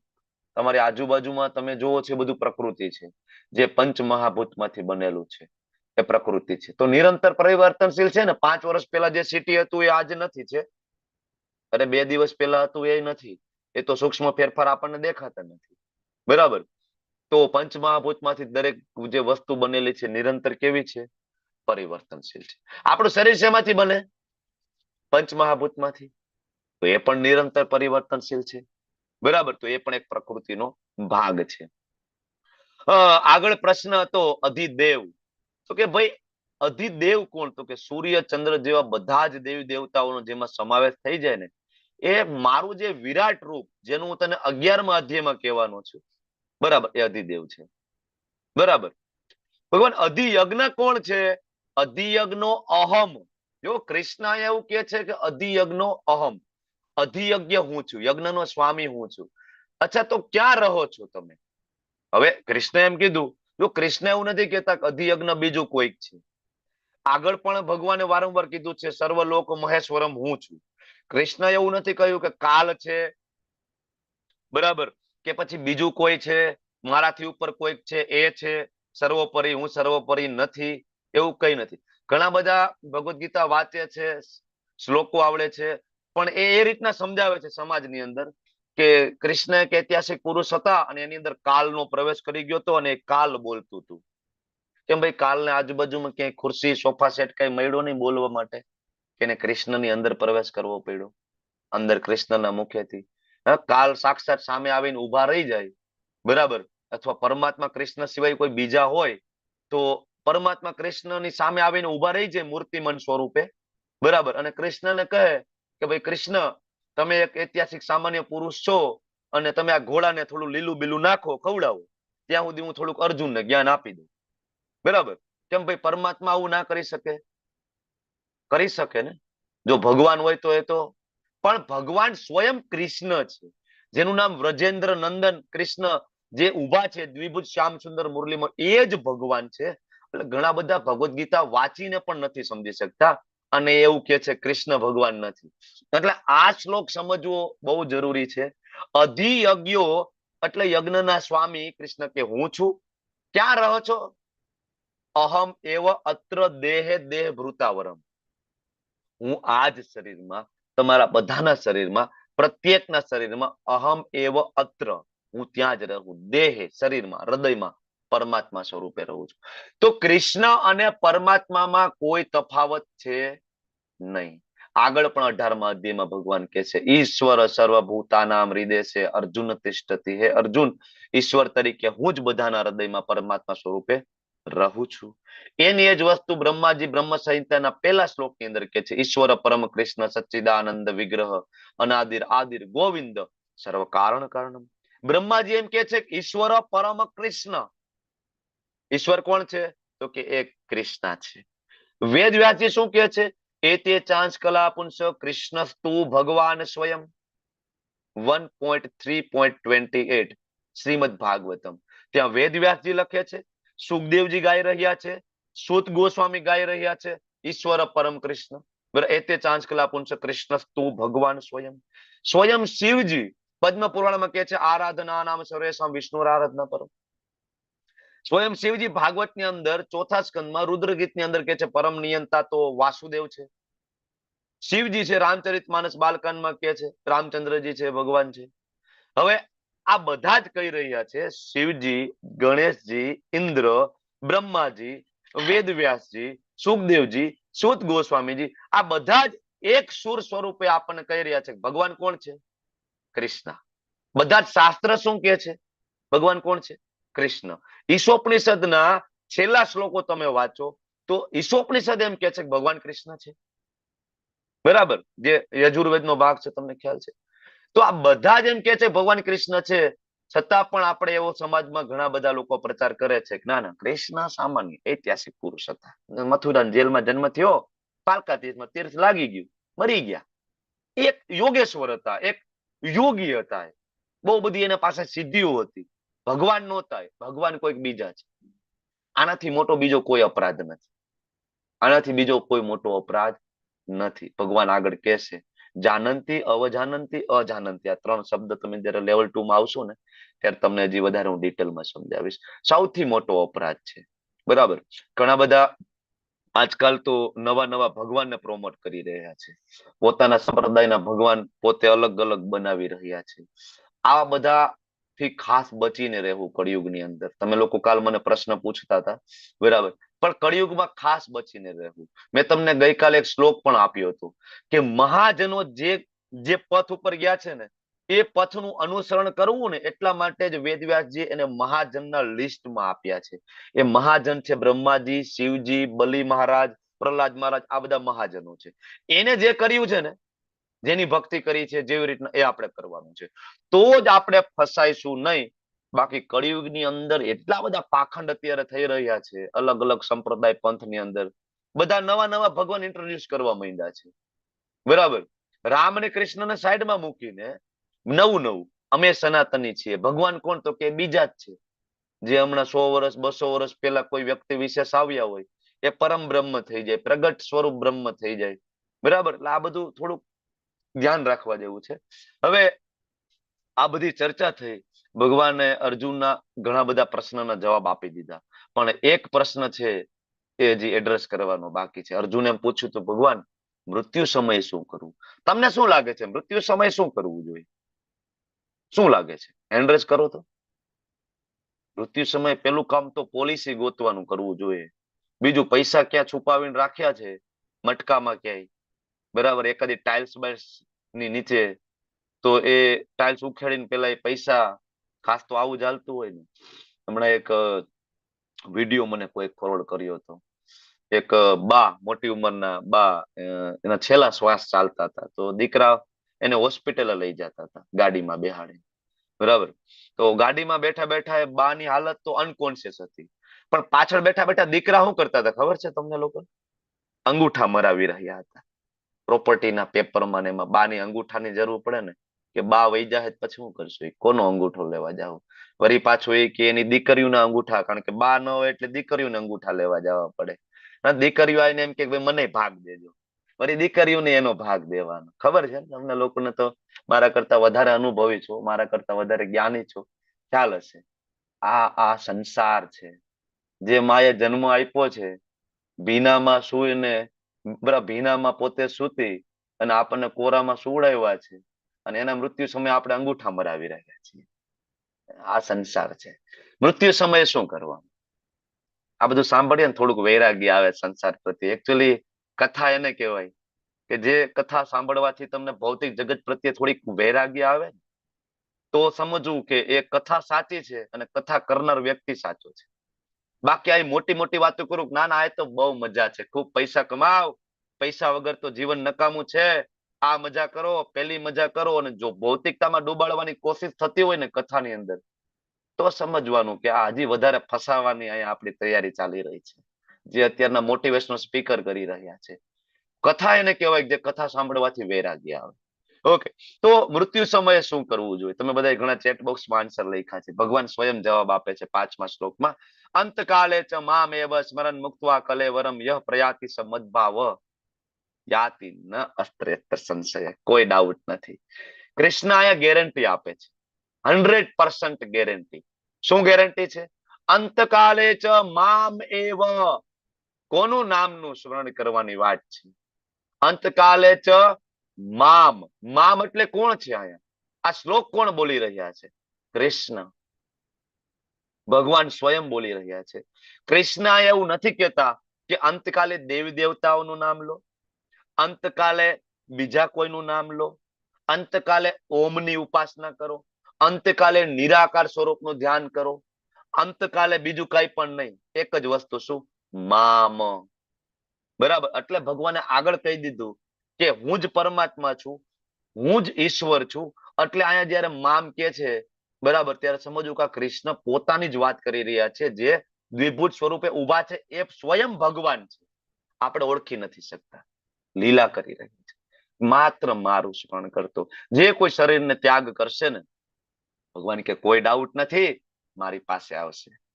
બરાબર. મૃત્યુ સમયે તમે અમારા ઇસ્કોનના ફાઉન્ડર આચાર્ય એસી ભક્તિ વેદાંત સ્વામી શીલ પ્રભુપાદ નો લાસ્ટ મોમેન્ટ નો વિડીયો તમારી સાથે હમણાં અમરીશ પ્રભુ ચેટ બોક્સમાં શેર કરશે, ખાસ તો નવા પાર્ટિસિપન્ટ તમે લોકો જોજો. અમારા જે ફાઉન્ડર આચાર્ય, અમારા જે ગુરુ મહારાજ, અમારા શિક્ષા ગુરુ પ્રભુપાદ, એમનું જયારે શરીર છૂટતું વૃંદાવનમાં એ બેડ ઉપર સૂતા છે અને છેલ્લા શ્વાસ લઈ રહ્યા છે, શરીર અચેતન અવસ્થા જેવું છે. ડોક્ટરોના મીટરો બધા ખોટા પડી રહ્યા છે, ડોક્ટરો બધું માપી રહ્યા છે, મીટરો ખોટા પડી રહ્યા છે. ડોક્ટરો કે છે આ કઈ રીતના પોસિબલ બને? આ અવસ્થામાં કોઈ વ્યક્તિ વિચારી ના શકે, બરાબર, એની બુદ્ધિ કામ ના કરે આ અવસ્થાની અંદર. અને આ દાદા છે એ વેદો, ઉપનિષદો, પુરાણોમાં જઈને એના શ્લોકો રિફર કરાવી રહ્યા છે. બાજુમાં શિષ્યો બેઠા છે ડિક્ટોફોન લઈને, શ્લોક બોલે છે શિષ્યો, પ્રભુપાદ અનુવાદ આપે છે, લાંબો ભાવાર્થ આપે છે. મૃત્યુ શયા ઉપર સુતા સુતા, બરાબર. અને બોલતા બોલતા ભાગવતમના શ્લોકો બોલતા બોલતા શરીર છૂટે છે. કોઈ શંકા છે કે એ વૈકુંઠ ગયા હશે કે નહીં ગયા હોય? કઈ ડાઉટ છે? ભગવત ધામમાં ગયા હશે, કૃષ્ણની નિત્ય લીલામાં પ્રવિષ્ટ થયા હશે કે નહીં, એની ડાઉટ? ભગવાન એ ગેરંટી આપે છે. અંતકાલે મારું સ્મરણ કરતા જેનું શરીર છૂટે, બહુ અઘરું છે, એટલું સહેલું નથી. તમને એવું લાગે, તમે હોસ્પિટલોમાં હજારો મૃત્યુ જોયા છે. અંતકાલે દીકરી યાદ આવે, દીકરો યાદ આવે. મારો દીકરો હજી નથી આવ્યો. દીકરામાં જીવ અટકીને બેઠો હોય. દીકરો ક્યાંક 2-4-5 કલાક દૂર રહેતો હોય, જો કાર લઈને આવે, ટ્રાવેલિંગ કરીને આવે, ત્યાં સુધી જીવ અટકેલો રહે. જેવો આવીને દર્શન કરે, પ્રાણ છૂટી જાય. વિચાર કરો કે ક્યાં ગતિ થશે, નેક્સ્ટ બર્થ કેવો થશે. હમણાં આગળ કહેશે ભગવાન. અંતકાલે જો ભગવાનનું સ્મરણ થાય તો ભગવત ધામ પ્રાપ્ત થાય. હજારો એક્ઝામ્પલ છે, હજારો એક્ઝામ્પલ છે. શીલ પ્રભુપાદજીના એક શિષ્ય, એક એમના પરમ ભક્ત આઈન્દ્ર પ્રભુ, તમે લોકો ક્યારેક વૃંદાવન જાઓ તો વૃંદાવનમાં કૃષ્ણ બલરામ મંદિરમાં અખંડ હરે કૃષ્ણ મહામંત્ર ધૂન ચાલતી હોય છે, કીર્તન ચાલતું હોય છે, બરાબર.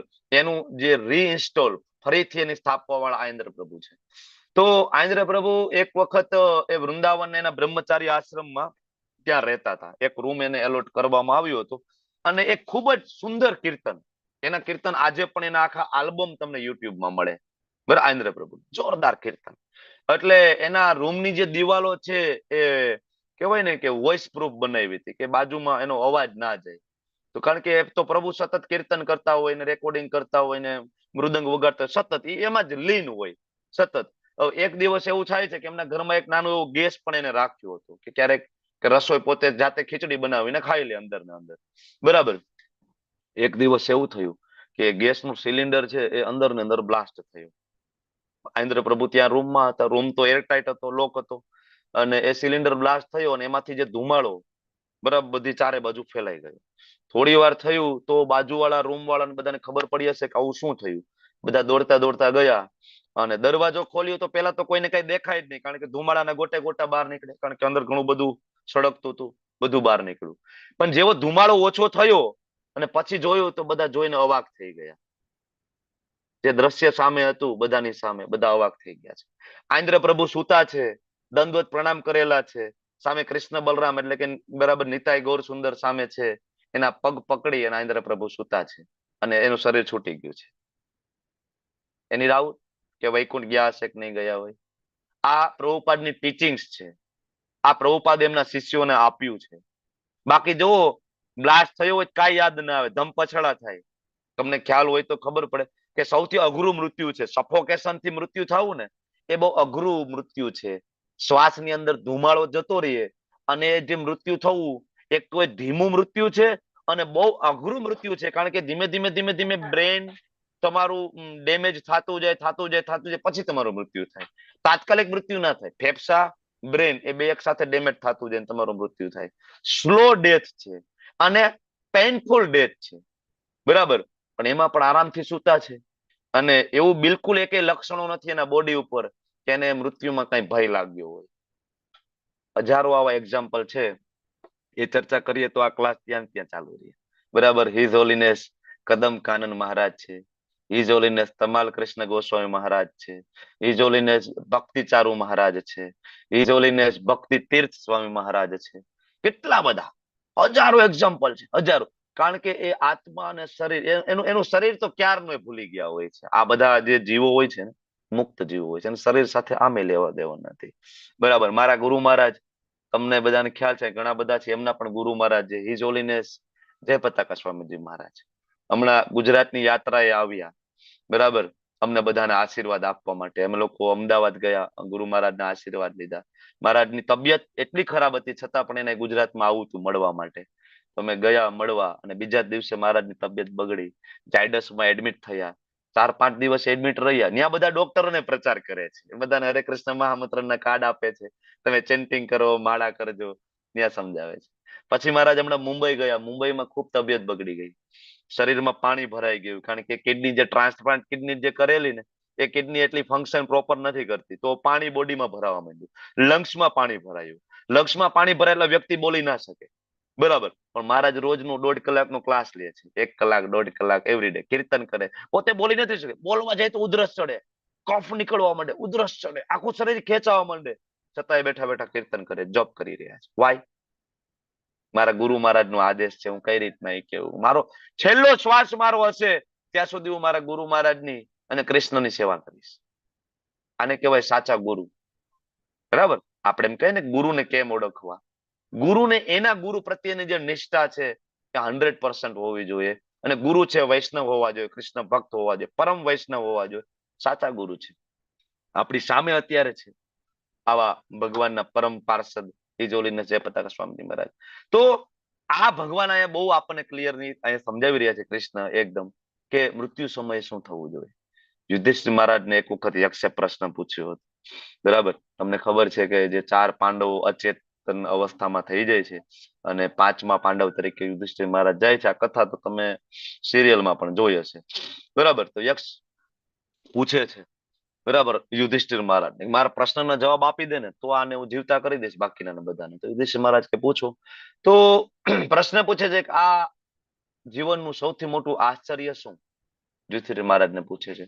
ત્યારે યુધિષ્ઠિર મહારાજ કહે છે ભગવાન સૌથી મોટું આશ્ચર્ય એ છે અહની અહની ભૂતાની ગચ્છન્તિ હા યમાલયમ શેષવ થાવરમ ઇચ્છતિ કિમ આશ્ચર્યમ અતઃ પરમ. આ બહુ મોટું આશ્ચર્ય છે કે આપણી સામે રોજ હજારો અને લાખો જીવો મૃત્યુ શૈયામાં પોઢી રહ્યા છે, મૃત્યુને ભેટી રહ્યા છે. તમે મેં તો કોરોનાનો દોર જોયો છે એટલે આપણે તો હોસ્પિટલો ભરેલી ડેડ બોડીથી જોયેલી છે, જોઈ છે ને. એવો દોર અમે લોકોએ હોસ્પિટલમાં જોયો છે કે મૃત્યુ પામે ને સગાવાલા ડેડ બોડી લેવા પણ ના આવે અને અમારે એને અગ્નિ સંસ્કાર કરવા પડે નગરપાલિકાના કર્મચારીઓને બોલાવીને. એવો સમય આપણે બધા લોકોએ જોયો છે કે સ્મશાનમાં વેઇટિંગ હોય 24 કલાક, 48 કલાક, 36 કલાક ડેડ બોડીને અંત્યેષ્ટિ વિધિ કરવા માટેનો વારો આવતા આટલો સમય લાગે. આવા દોરમાંથી આપણે પસાર થયા કે નથી થયા? કે કોઈને ખબર નથી આ બાબતે કે ભૂલી ગયા છો? ખરેખર ભૂલી ગયા છીએ. ભૂલી ગયા છો નહીં, ખરેખર ભૂલી ગયા આપણે. જો આપણને યાદ હોય ને તો આપણે ભક્તિ ના કરતા હોઈએ. બરાબર ને? આપણી સામે આટલા બધા મૃત્યુ આપણે જોયા છે તો આપણે ભક્તિ કરીએ, મનુષ્ય જીવનનો ઉદ્દેશ્ય સમજવાની કોશિશ કરીએ. તમે બધા તો કરો છો, આજે નથી કરતા એની હું વાત કરું છું. તો યુધિષ્ઠિર મહારાજ કે આ બહુ મોટું આશ્ચર્ય છે કે આટલા બધા માણસો રોજ મૃત્યુને ભેટે છે છતાં માણસોને એમ થાય છે કે મારો હજી વારો બાકી છે, મતલબ હજી મારો વાર છે. ગમે એને પૂછું મરવું કોઈને નથી, હજી તો વાર છે. હજી હું દીકરાના લગ્ન જોઈને જ જઈશ, દીકરાના લગ્ન જોઈ હજી તો હું દીકરાના લગ્ન જોવા. કેટલાક લગ્ન જોવા છે? જવાની તૈયારી જ કરો. દીકરાના લગ્ન જોઈને જઈશ ને પછી એના દીકરાના લગ્ન જોઈને જઈશ ને બસ આ લગ્ન જ જોવા છે. બરાબર બરાબર. હવે આ થઈ ગયું કૃષ્ણને યાદ કરી તો ભગવત ધામ મળે, પણ કૃષ્ણને યાદ ના કરીએ મૃત્યુ સમયે તો શું થાય? યમ યમ વાપી સ્મરણ ભાવમ ત્યજંતે કલેવરમ તમ તમે વેતિ કોંતેય સદા તદ ભાવ ભાવિત. ભગવાન બહુ પ્રેક્ટિકલ છે. ક્યારે એ તમારી અને મારી ઈચ્છાની અંદર ઇન્ટરફિયર કરતા નથી. તમારી ને મારી જે કઈ ઈચ્છા હોય એ ભગવાન છે હંમેશા પૂરી કરે છે, ઇન્ટરફિયર નથી કરતા.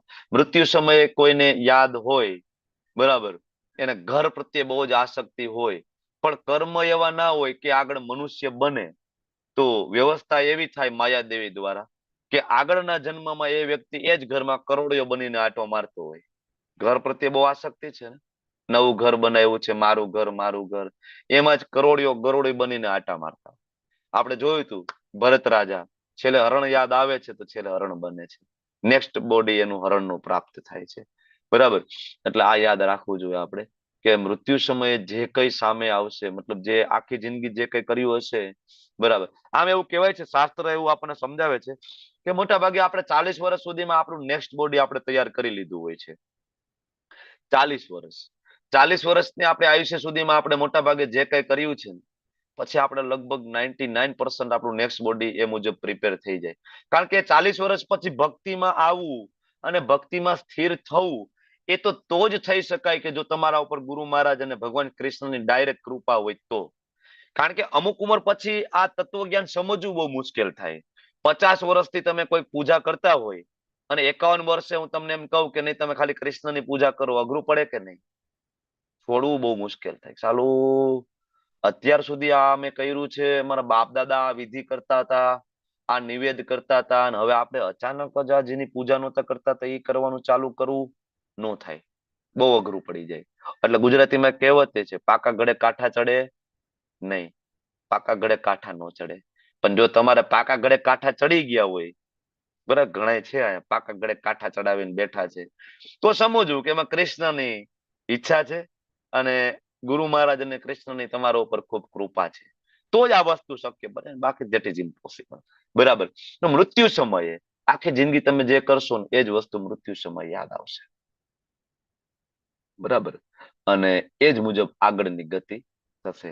કોઈ આખી જિંદગી, બરાબર, કોઈને લીડર બનવું હોય કે નહીં મારે લીડર બનવું છે, ધારાસભ્ય બનવું છે, પણ મૃત્યુ પછીનું નવું બોડી મળે ને એમાં બે કેલ્ક્યુલેશન કામ કરે છે. એક તો મૃત્યુ સમયની ઈચ્છા અને આ જન્મમાં અને આગળના જન્મના બધા જે કર્મ એનો સરવાળો, આ બે વસ્તુ જે મેથેમેટિક્સ છે કામ કરીને નવું બોડી પ્રાપ્ત થાય આપણને, બરાબર, જે આપણને 14મા અધ્યાયમાં હજી વધારે પિક્ચર ક્લિયર થશે. તો આખી જિંદગી તમે જે કઈ કર્યું હોય કે ના ના ધારાસભ્ય બનવું, પણ તમારા કર્મ એવા નથી કે તમને નેક્સ્ટ બોડી મનુષ્ય શરીર મળે. કારણ કે મનુષ્ય શરીર તો દુર્લભ છે.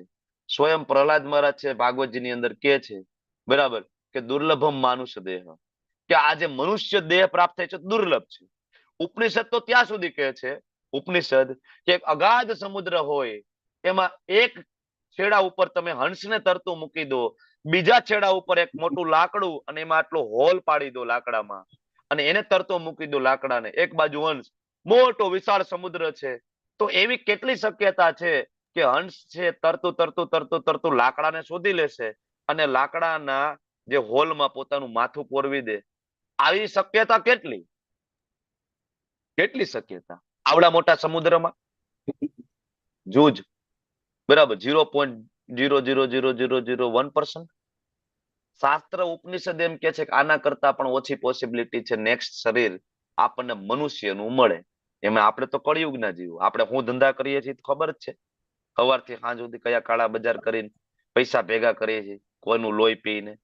એટલે આમાં કોઈ ડાઉટ જ નથી કે આપણને નેક્સ્ટ મનુષ્ય શરીર મળે. આમાં કોઈ સંગ આપણને મળવાનું જ નથી, કળિયુગના જીવોને અઘરું છે. તો મનુષ્ય શરીર મળવું બહુ મુશ્કેલ છે. તો હવે આખી જિંદગી વાત કરી કે લીડર બનવું છે, પણ કર્મ એવા નથી કે મનુષ્ય શરીર મળે. તો માયાદેવી વ્યવસ્થા કરે કે આને લીડર પણ બનાવવાનો, એની ઈચ્છા પૂરી કરવાની, બરાબર, આ વસ્તુ, અને એના કર્મનું ફળ પણ મળે એવું શરીર પણ આપવું, બે વસ્તુ ગોઠવાય. તો એના આગલા જન્મમાં શું બનાવે બોલો? હે? કૂતરો બનાવે. કૂતરામાં લીડર હોય ને, એક શેરીમાં 10 કૂતરા હોય, એમાં એક લીડર હોય. જેવી ઓલી ગાડી નીકળે 4 વ્હીલ ને પાછળ ભસવાનું હોય, ભવ ભવ ભવ ભવ કરતું, એક કૂતરો આગળ હોય, મારી પાછળ તમે બધા આવજો, હું પેલા જાઉં છું. અને એ શેરીમાં 10 કૂતરા હોય, એમાં એક લીડર હોય. જો બાજુના શેરીનો કૂતરો આવે તો બધા ભેગા થઈને જાય, કાનો કાઢો અહીં, આપણા એરિયામાં એન્ટ્રી ના જોઈએ, આપણું ગ્રુપ જુદું, હું એનો લીડર. આ વ્યવસ્થા થાય. કોઈ આખી જિંદગી એમ કે મારે એન્જિનિયર બનવું, કર્મ એવા હોય કે મનુષ્ય શરીર ના મળે. નેક્સ્ટ બોડી કયું મળે? સિવિલ એન્જિનિયર કોઈને બનવાની ઈચ્છા હોય આખી જિંદગી, નેક્સ્ટ બોડી શું બનાવે ભગવાન? લકડખોદ, સુગરી, બરાબર, કઈ ને કઈ કે જે સરસ રીતના પોતાનું ઘર ડિઝાઇન કરે, આવું નીચલી યોની પ્રાપ્ત થાય છે. આખી જિંદગી તરવાની ઈચ્છા હોય, તરવૈયો હોય, આખી જિંદગી તરવાની ઈચ્છા હોય, મૃત્યુ સમયે પણ તરવાની ઈચ્છા લઈને જ મૃત્યુ પામે, પણ નેક્સ્ટ બોડી મનુષ્યની ના મળે એવા કર્મ હોય તો એને નેક્સ્ટ બોડી માછલીનું મળે. પ્રભુપાદ લખે છે કોઈને લોહી પીવાની ને માંસ ખાવાની આવી બધી બહુ ઈચ્છા હોય ને, તો માયાદેવી દ્વારા ઈચ્છા પૂરી કરવામાં આવે. નેક્સ્ટ બોડીમાં એવા પંજા આપવામાં આવે, એવા દાંત આપવામાં આવે કે જેથી તમે લોહી પી શકો ને માંસ ખાઈ શકો. વાઘનું શરીર મળે, બરાબર ને? તમારી ઈચ્છા પૂરી કરવામાં, આમ જોઈ તો આપણી ફેસિલિટી પૂરી કરે, આમ જોઈ તો એ સજા છે, બરાબર. એટલે યમ યમ વાપી બહુ ધ્યાન રાખવું પડે. આપણે આ કથા જોઈ છે ભરત રાજા વાળી, બરાબર, મૃત્યુ થાય પછી હરણ બને છે. એવી જ એક બીજી કથા શ્રીમદ ભાગવતમ ની અંદર કથા છે અજામિલની. અજામિલનો પ્રસંગ તો લગભગ કથાકારો પણ લેતા હોય છે મંચ ઉપરથી, બરાબર. તો શ્રીમદ ભાગવતમના 6થા સ્કંદમાં છે અજામિલની કથા. તો બ્રાહ્મણ કુટુંબમાં જન્મ થયો અને વેદોનું બધું જ્ઞાન સરસ. હવે એક સમય એવું થાય કે જંગલમાં ફૂલ તોડવા જાય, પણ એક વેશ્યા અને એક શુદ્ર પુરુષ ત્યાં હસી મજાક કરતા હોય છે, અને એને આ જોઈ જાય છે. કોણ? અજામિલ, બ્રાહ્મણ પુત્ર. એ જોવે છે ને તો ત્યાંથી દૂર જતો રહે છે, ભાઈ આ આપણા કામનું નથી, કારણ કે આ જોઈશું તો ફસાઈ જઈશું. થોડુંક જ્ઞાન તો હોય જ, બ્રાહ્મણ હતો, બધું વાંચ્યું હતું, પણ ઓલી જે જૂની જે બધા વિચારો, જૂની જે ચેતના, જૂની વૃત્તિ હતી ને, એ મનમાં હતી. એટલે એવો વિચાર આવ્યો કે જોવામાં શું વાંધો, જોઈ લેવામાં શું વાંધો, એમ કરીને બ્રાહ્મણ એ જોવા જાય છે. તો એને એમ થાય છે કે આ જે વેશ્યા જે છે ને, એ તો આ શુદ્ર પુરુષને લાયક નથી, આ તો મને મળવી જોઈએ, ખૂબ સુંદર છે, મને મળવી જોઈએ. ઘરે જાય છે પણ સતત ચિંતન કોનું થાય છે? આ વેશ્યાનું. ધ્યાય તો વિષયાન પુંસ, બીજો અધ્યાય 62મો શ્લોક. ધ્યાન સતત એનું ચાલુ થયું, ધ્યાય તો ચિંતન ચાલુ થયું પછી શું થયું? સંગસ્તે સુપજાયતે, એમાં સંગ થઈ ગયો, આસક્તિ થઈ ગઈ કે મને મળી જાય તો કેવું સારું, મને મળી જાય તો કેવું સારું. સંગાત સંજાયતે કામ, બરાબર.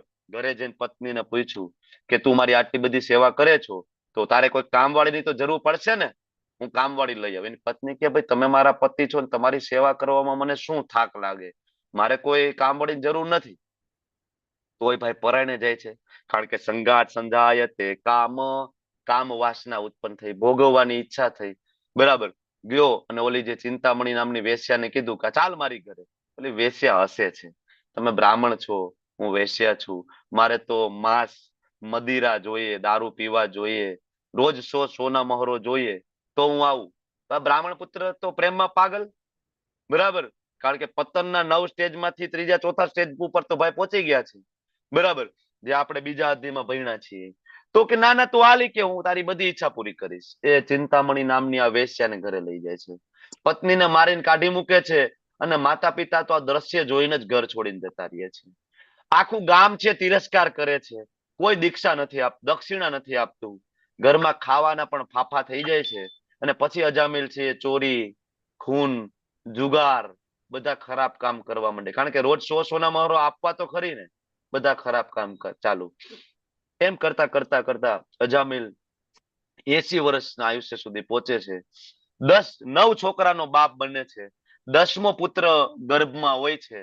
અને ઓલા 25 વર્ષ જે શરૂઆતમાં જે ભક્તિ કરી હતી ને, એ ભક્તિના ફળ સ્વરૂપે ભગવાન એના ભક્તોને એને ઘરે મોકલે છે, બ્રાહ્મણોને, ભક્તોને. અને અજામિલને મળે છે, અને અજામિલને કહે છે 10મો પુત્ર આવે ને એનું નામ નારાયણ રાખજો. અજામિલ કે કાંઈ વાંધો નહીં. નારાયણ નામ રાખે છે. નારાયણનો જન્મ થાય, બરાબર. અને ખૂબ પ્રેમ કરે છે અજામિલ એને. સવારથી લઈને સાંજ સુધી નારાયણ નારાયણ નારાયણ, ઉઠ્યો કે નહીં, નારાયણને ખાધું કે નહીં, રમવા ગયો કે નહીં, શું કરે છે, સૂતો કે નહીં, સતત એમાં ને. એક સમયે મૃત્યુ નજીક આવે, યમદૂતો આવ્યા, યમનું તેડું આવ્યું, બરાબર. અને અજામિલ ખૂબ ડરી જાય છે. તો જેમાં ચેતના હોય એ યાદ આવે. કોણ યાદ આવે છે? નારાયણ નારાયણ યાદ કરે છે, બરાબર. કોને યાદ કરે છે? એના દીકરાને. અને પ્રગટ થાય છે કોણ? તરત જ વિષ્ણુ દૂતો, ભગવાન વિષ્ણુના દૂતો તરત જ પ્રગટ થાય છે. યમદૂત એને કહે છે ઉભા રહો. વિષ્ણુ દૂતો તો કે કેમ? તમે આને લઈ જઈ શકતા નથી. કેમ ભાઈ? કે અમને રોકવા વાળા તમે કોણ? કારણ કે આજ સુધી યમદૂતોને કોઈ રોક્યું હોય એમાં એ કઈ હિસ્ટ્રીમાં આવો ક્યારે પ્રસંગ નથી બન્યો કે અમને કોઈ રોકે, અમે કઈ કોઈને લેવા ગયા હોય તો. રોકી શકાય? તમારી પાસે ગમે એટલા રૂપિયા હોય, યમદૂતો આવે તો આપણે એમ કહી શકીએ થોડુંક 2-4 લાખમાં કઈક પતે તો કઈક જોવો ને, કઈક થોડોક 2-4-5 દી વધારે મળે તો કઈક થોડુંક લાંચ રૂશ્વત વાળી સિસ્ટમ કઈ હાલે ખરી યમદૂતો આગળ? કઈ ના હાલે, બરાબર. વિષ્ણુ દૂતો એ કીધું ઉભા રહ્યો. પછી યમદૂતો વિષ્ણુદૂતો વચ્ચેની ચર્ચા થાય છે. વિષ્ણુદૂતો કહે છે કે આ વ્યક્તિએ છેલ્લું નામ શું લીધું છે? નારાયણ. એ અમારા ભગવાનનું નામ છે, વિષ્ણુનું નામ છે, કૃષ્ણનું નામ છે. તમને ખબર નથી? યમરાજે તમને શીખડાવ્યું નથી કે જે મૃત્યુ સમયે મારા ભગવાનનું નામ લે તો તમારે આવવાનું નથી, તમારા કાર્યક્ષેત્રમાં નથી, તો તમે આવ્યા છો, બરાબર. આ બધી લાંબી ચર્ચાઓ ચાલે છે, ઘણા બધા અધ્યાયમાં છે આ ભાગવતમની અંદર. અને યમદૂતો અને વિષ્ણુદૂતો વચ્ચેની આ ચર્ચા અજામિલ પણ સૂતો સાંભળે છે. ને યમદૂતો બિચારા બધા ગયા વિલા મોઢે પાછા યમરાજા આગળ. યમરાજાને કીધું દુખી મોઢે, પહેલી વાર રિટર્ન ટિકિટ એમનેમ આવી હતી, લીધા વગર. બધા એમનેમ આવ્યા. તો યમ પાસે એમનેમ ખંભે ટીંગાતું હતું, આત્મા વગરનું, બરાબર. યમરાજાને કીધું અને દુખી. યમરાજ કે શું થયું? કે તમે અમને કે બરાબર ટ્રેનિંગ નથી આપી. કા શું થયું? એ કે અમને કોઈ રોકી શકે? તો કે તમને કોઈ રોકી ના શકે. અમને રોક્યા? કે શું વાત કરો છો આજે? કોણે રોક્યા? અરે એ કે આવ્યા હતા, એ કે 4 હાથ હતા, શંખ ચક્ર ગદા પદ્મ. યમરાજ કે શું વાત કરો છો? શંખ ચક્ર ગદા પદ્મ? કે હા. કેતા ભૂલાઈ ગયું કે વાત સાચી. કે એકચ્યુઅલી એ કે શું કામ આવ્યા હતા? તો કે વ્યક્તિએ છેલ્લે નારાયણનું નામ લીધું. હા કે બરાબર. કે રહી ગયું તમારી ટ્રેનિંગમાં, એક આ ટોપિક છૂટી ગયો તમારી પીડીએફમાં, બરાબર. નવું પાછું તમને અપડેટ આપી દઈશ. એકચ્યુઅલી એવું છે કે જે મૃત્યુ સમયે ભગવાન વિષ્ણુ, ભગવાન કૃષ્ણ, ભગવાન નારાયણ, ભગવાન રામનું નામ લે ત્યાં આપણે જવાનું નથી. યમરાજ એના યમદૂતોને કહે છે ત્યાં આપણે જવાનું નથી, એ આપણા કાર્યક્ષેત્રમાં નથી, એ કાર્યક્ષેત્ર વિષ્ણુદૂતોનું છે. ભાગવતમની અંદર આ પ્રસંગ છે આખો, બરાબર. અને પછી આ અજામિલ આ સાંભળે છે બંને વચ્ચેનો સંવાદ, અને પછી વિષ્ણુદૂતોને લઈ નથી જતા ધામમાં. એ આત્મા ફરીથી ત્યાં શરીરમાં રહે છે, અને અજામિલ પાછો ઉભો થાય છે અને જોવે છે યમદૂતો વિષ્ણુદૂતો બંને જતા રહ્યા છે, પણ એને ઓલું જ્ઞાન બધું યાદ રહે છે. તરત જ બધું છોડીને હરિદ્વાર ભેગા, હરિદ્વાર જઈને સતત કીર્તન નામ જપ કરે છે, અને એ પવિત્રતા અર્જિત કરે છે વૈકુંઠ જવા માટેની. ફરીથી વિષ્ણુદૂતો આવે છે, જો શંખ ફૂકી, બરાબર, શંખ નાદ કરી અને એને પ્લેનમાં બેસાડીને લઈ જાય છે, ચાલો. બરાબર. અંતકાલે પેલાના જે આપણા વડવાઓ હતા ને, બહુ બુદ્ધિશાળી હતા. બરાબર, બહુ બુદ્ધિશાળી. નામ શું રાખતા દીકરાઓનું? મોહન, બરાબર, રામ, પછી લક્ષ્મણભાઈ, લક્ષ્મણ, ભરતભાઈ, પછી નારાયણભાઈ એટલે કે નારાયણ. જો અહીંયા અમારે છે ને મોહનસિંહ વાલસિંહ બારિયા પ્રભુ, મોહન છે કે નહીં નામ? આવા નામ રાખતા પેલાના વડવાઓ. શું કામ નામ રાખતા? એને ખબર હતી છેલ્લે આસક્તિ જો દીકરામાં રહીએ તોય છેલ્લે યાદ શું આવે? મોહન, મોહન, મોહન યાદ આવે. તો આ કૃષ્ણ તો એટલા કૃપાળુ છે કે આ મોહન ને યાદ કરો તો ઓલા મોહન આવે ઉભા રહે. એટલા કૃપાળુ છે. આપણા બાપ દાદાઓ બધા સાયન્ટિફિક બધું જાણતા હતા કે આ કરવું જોઈએ. અત્યારે આપણે નામ શું રાખીએ આપણા દીકરાઓનું? ચિંટુ. હવે મૃત્યુ સમયે ચિંટુ ચિંટુ ચિંટુ કરશો તો શું થવાનું આપણા બધા? ચિંટુ પિન્ટુ ને નામ કેટલા આવે તો વાત જવા દે તમે. ખાસ તો આ બોલીવુડ વાળા આપણી પાડ પીટી છે, ટીવી વાળા. હવે ઓકે, હવે આપણને એમ થાય કે આ છેલ્લે યાદ રાખવાના કૃષ્ણને પણ બહુ અઘરું છે. આખો દી કામ કરવું, તો પ્રભુજી તમે કયો છો, બાકી તો બહુ અઘરું. આખો દી કૃષ્ણનું નામ લેવું, જપ કરવાનું ક્યાંથી થાય? આ એક સરસ મજાનો ફોટો આપ્યો છે. ફોર્ડ કંપનીના માલિક છે આલ્ફ્રેડ ફોર્ડ.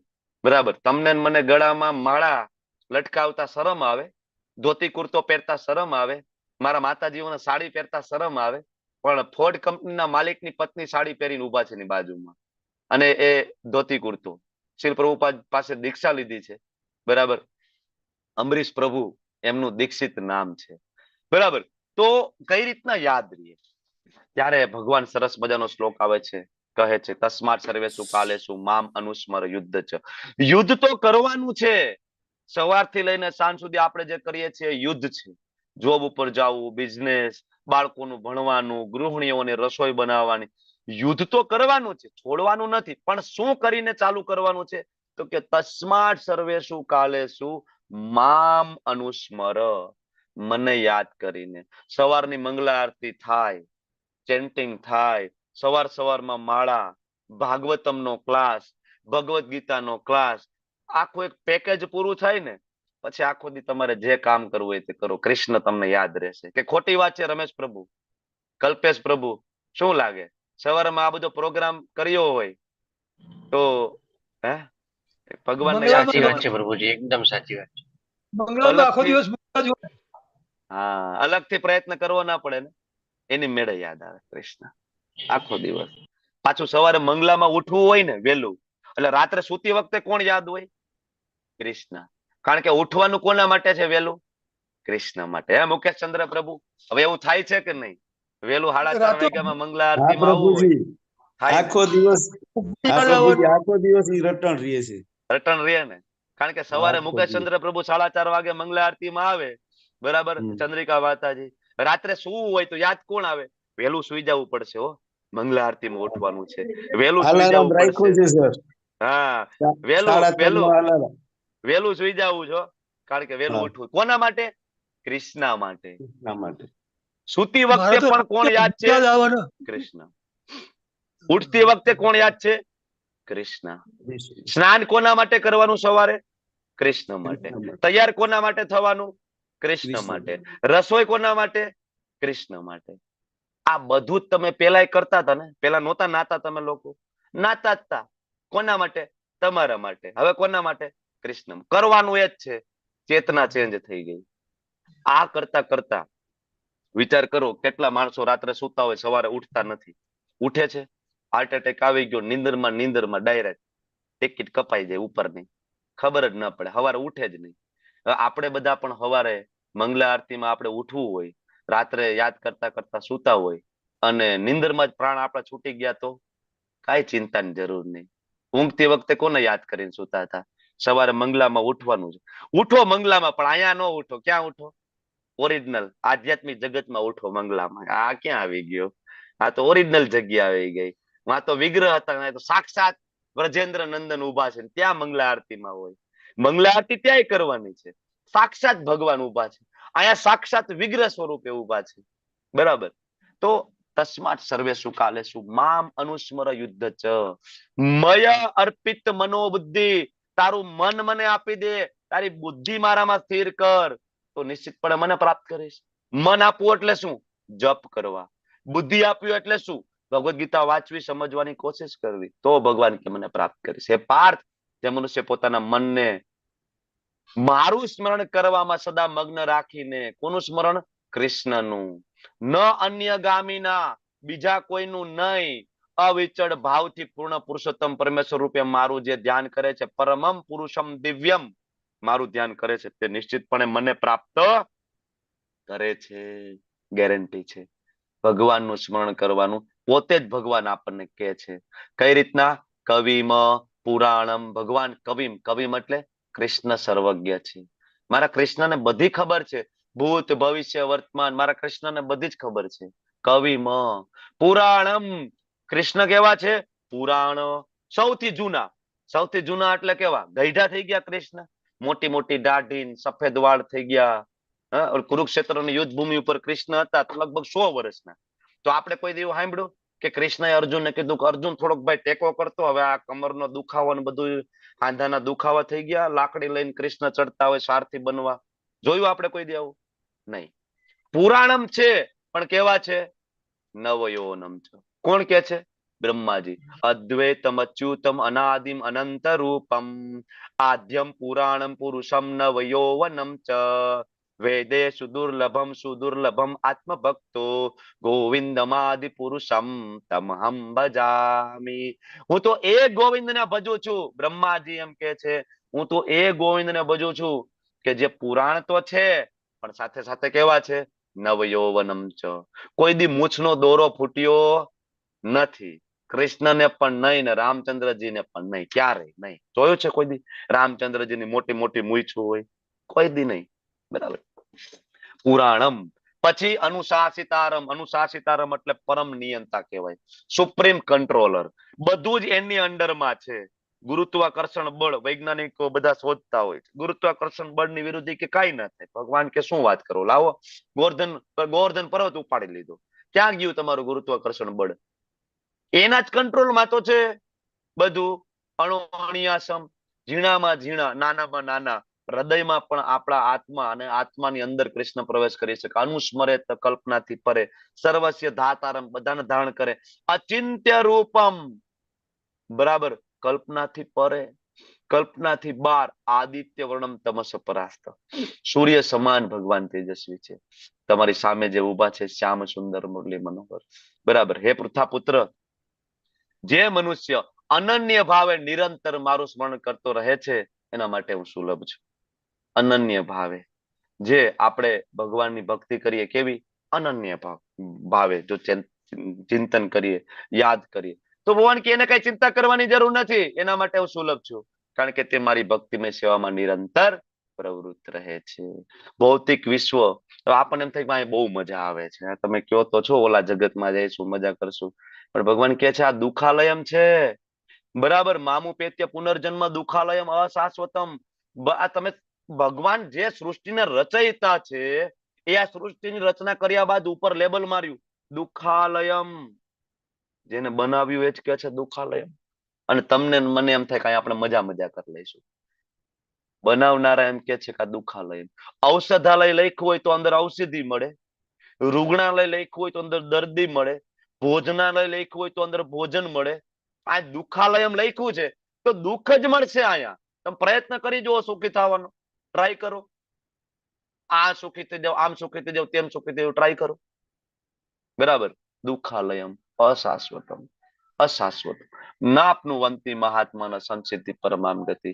એટલે જે ખરેખર મહાત્માજનો છે, આ જગતમાં આવતા નથી, કારણ કે એને ખબર છે કે આ જગત દુખાલયમ છે.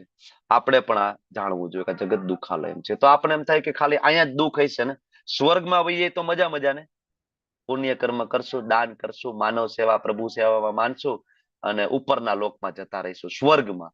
અરે ભગવાન કે આ બ્રહ્મ ભુવાન લોકાન, પુનરાવર્તી નો અર્જુન, અર્જુન બ્રહ્માજીના લોક થી લઈને નીચેનું તલાતલ પાતલ રસાતલ, બરાબર, આ બધાયમાં આ માથાકૂટ છે ભાઈ.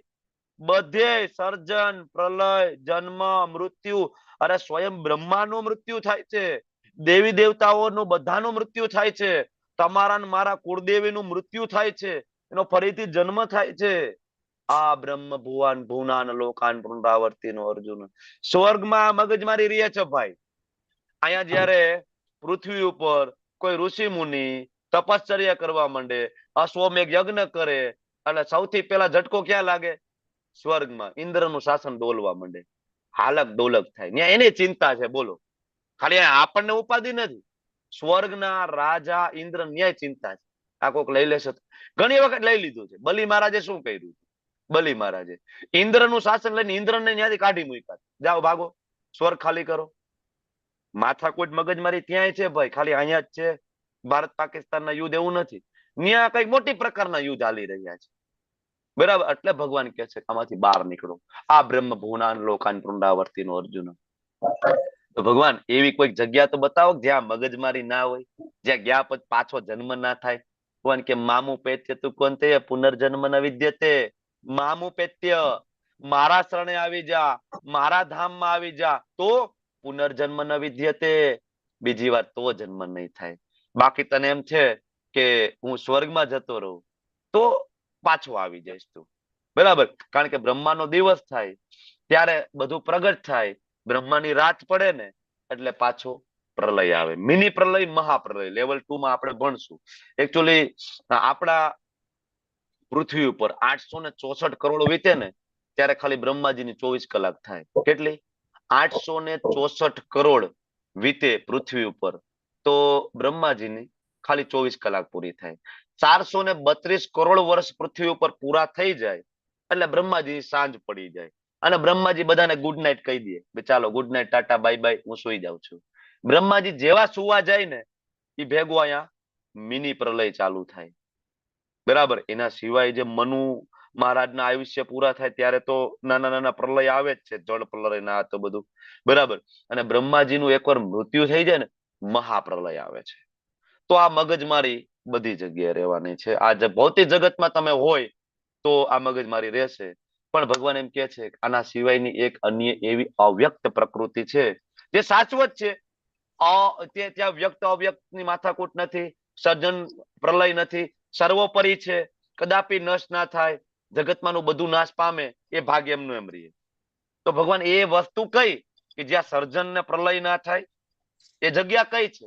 ત્યારે ભગવાન આગળના શ્લોકમાં કહે છે કે જેને વેદાંતિઓ અપ્રગટ તથા અવિનાશી કહે છે. અવ્યક્તો અક્ષર, આ અક્ષર શબ્દ ઘણા આમાંથી ઉપાડી લીધો છે અને એ અક્ષરધામ કરીને અલગ જગ્યાએ ક્યાંક મૂક્યો છે કે ભાઈ અમારા ભગવાનનું અક્ષરધામ છે. ભગવદ ગીતામાં અક્ષર શબ્દ છે એ ભગવાન કૃષ્ણના ધામ માટે વપરાયેલો શબ્દ છે. 8.21 અવ્યક્તો અક્ષર ઇત્ય ઉક્ત તમાહુ પરમામ ગતિ, કે મારું જે ધામ છે એ અક્ષર છે જેનો કોઈ દી ક્ષય નથી થતો. યમ પ્રાપ્ય ન નિવર્તન્તે તદ ધામમ પરમ પરમમ. કૃષ્ણએ બહુ જ ક્લિયરલી કહે છે કે મારું એકલાનું એવું ધામ છે કે જ્યાં ગયા પછી પાછું આવવું પડતું નથી. ઇવન નિરાકાર બ્રહ્મની ઉપાસના કરી, શિવજીની ઉપાસના કરી અને જે નિરાકાર બ્રહ્મમાં લીન થાય ને ત્યાંથી પણ રિટર્ન ટિકિટ છે, ત્યાંથી પણ પાછું આવવું પડે છે. એ આપણે આગળ અલગ કન્સેપ્ટમાં અલગ લેવલે આપણે સમજશું. ખાલી કૃષ્ણનું એક જ ધામ છે જ્યાંથી રિટર્ન ટિકિટ નથી, બાકી તમે ગમે ત્યાં જાઓ પાછું જવું પડે. તમે બ્રહ્માજી પણ બની જાવ ને તો પણ તમારે મનુષ્ય લોકમાં પાછું જવું પડે. ઇન્દ્ર બની જાવ તોય પાછું આવવું પડે. કીડી મકોડા બની જાવ તોય તમારે પાછું આવવું પડે. મૂળ તો તમારે પાછું અહીંયા આવવું જ પડે અને અહીંયા એક વખત ભક્તિ કરીને તમારે ધામમાં જવું જ પડશે. આ જ તમારો અલ્ટિમેટ ગોલ છે, મનુષ્ય જીવનનો આ જ ઉદ્દેશ્ય છે. અત્યારે કરી લો કા થોડુંક આટા મારીને પછી કરી લો, whatever, choice is yours. ભગવાનનું આ ધામ છે, એના ફોટા છે. જો આપણી પણ ઈચ્છા હોય કે આવી રીતના ભગવાનના ધામમાં જઈએ અને ભગવાન સાથે બધી લીલાઓ કરીએ તો અહીંયા રાજા કુલશેખરની પ્રાર્થનાઓ પર પ્રભુપાદની સરસ મજાની એક નાની બુક છે. રાજા એમ કે છે કે અત્યારે મારી ઇન્દ્રિયો બધી બરાબર છે, આંખ કામ કરે છે, ગળું કામ કરે છે, બધું બરાબર છે, ભગવાન અત્યારે જ મને મૃત્યુ આપી દો ને, અત્યારે જ. પછી મૃત્યુ સમય એવું થયું કે તમારું નામ ના લઈ શકાય તો, મારું ગળું રૂંધાઈ ગયું હોય, હું હરે કૃષ્ણ મહામંત્રનો જોપ નહીં કરી શકું તો, ભગવાન મને ધામ નહીં મળે તો, અત્યારે જ લઈ લો. બરાબર. ઓકે, તો તમને એવું લાગે છે કે આ જગત દુખાલયમ છે કે મજા મજા આવે છે? શું વાત કરો છો દુખાલયમ? એકવાર નીચે આવો તો ખરી. First day first show movie જોવા જાય, શિમલા જાય, મનાલી જાય, પેરિસ જાય. બરાબર. વધારે રૂપિયા હોય તો પેરિસ, સ્વિટરલેન્ડ જવાય. ઓછા રૂપિયા હોય તો પછી ભારતમાં. બહુ રૂપિયા હોય તો પછી માણસો માલદીવ જતા હતા. અત્યારે પાછા ગુજરાતમાં મતલબ ભારતમાં જ ક્યાંક જાય છે. બરાબર. બહુ મજા છે, કઈ બહુ આનંદ છે. ભગવાન કે બેટા બનાવ્યું મેં છે, અને હું ઉપર લખું છું દુખાલયમ છે. દુઃખ સિવાય મળશે, ઇમ્પોસિબલ છે. અને અધ્યાયના છેલ્લા શ્લોકની અંદર સાર સ્વરૂપે ભગવાન જે છઠ્ઠા અધ્યાયના અંતે શું કહ્યું હતું? યોગીનામ અપી સર્વેશામ મદ્ગતેન અંતરાત્મના શ્રદ્ધાવાન ભજતે યો મામ સમયુક્ત તમમત.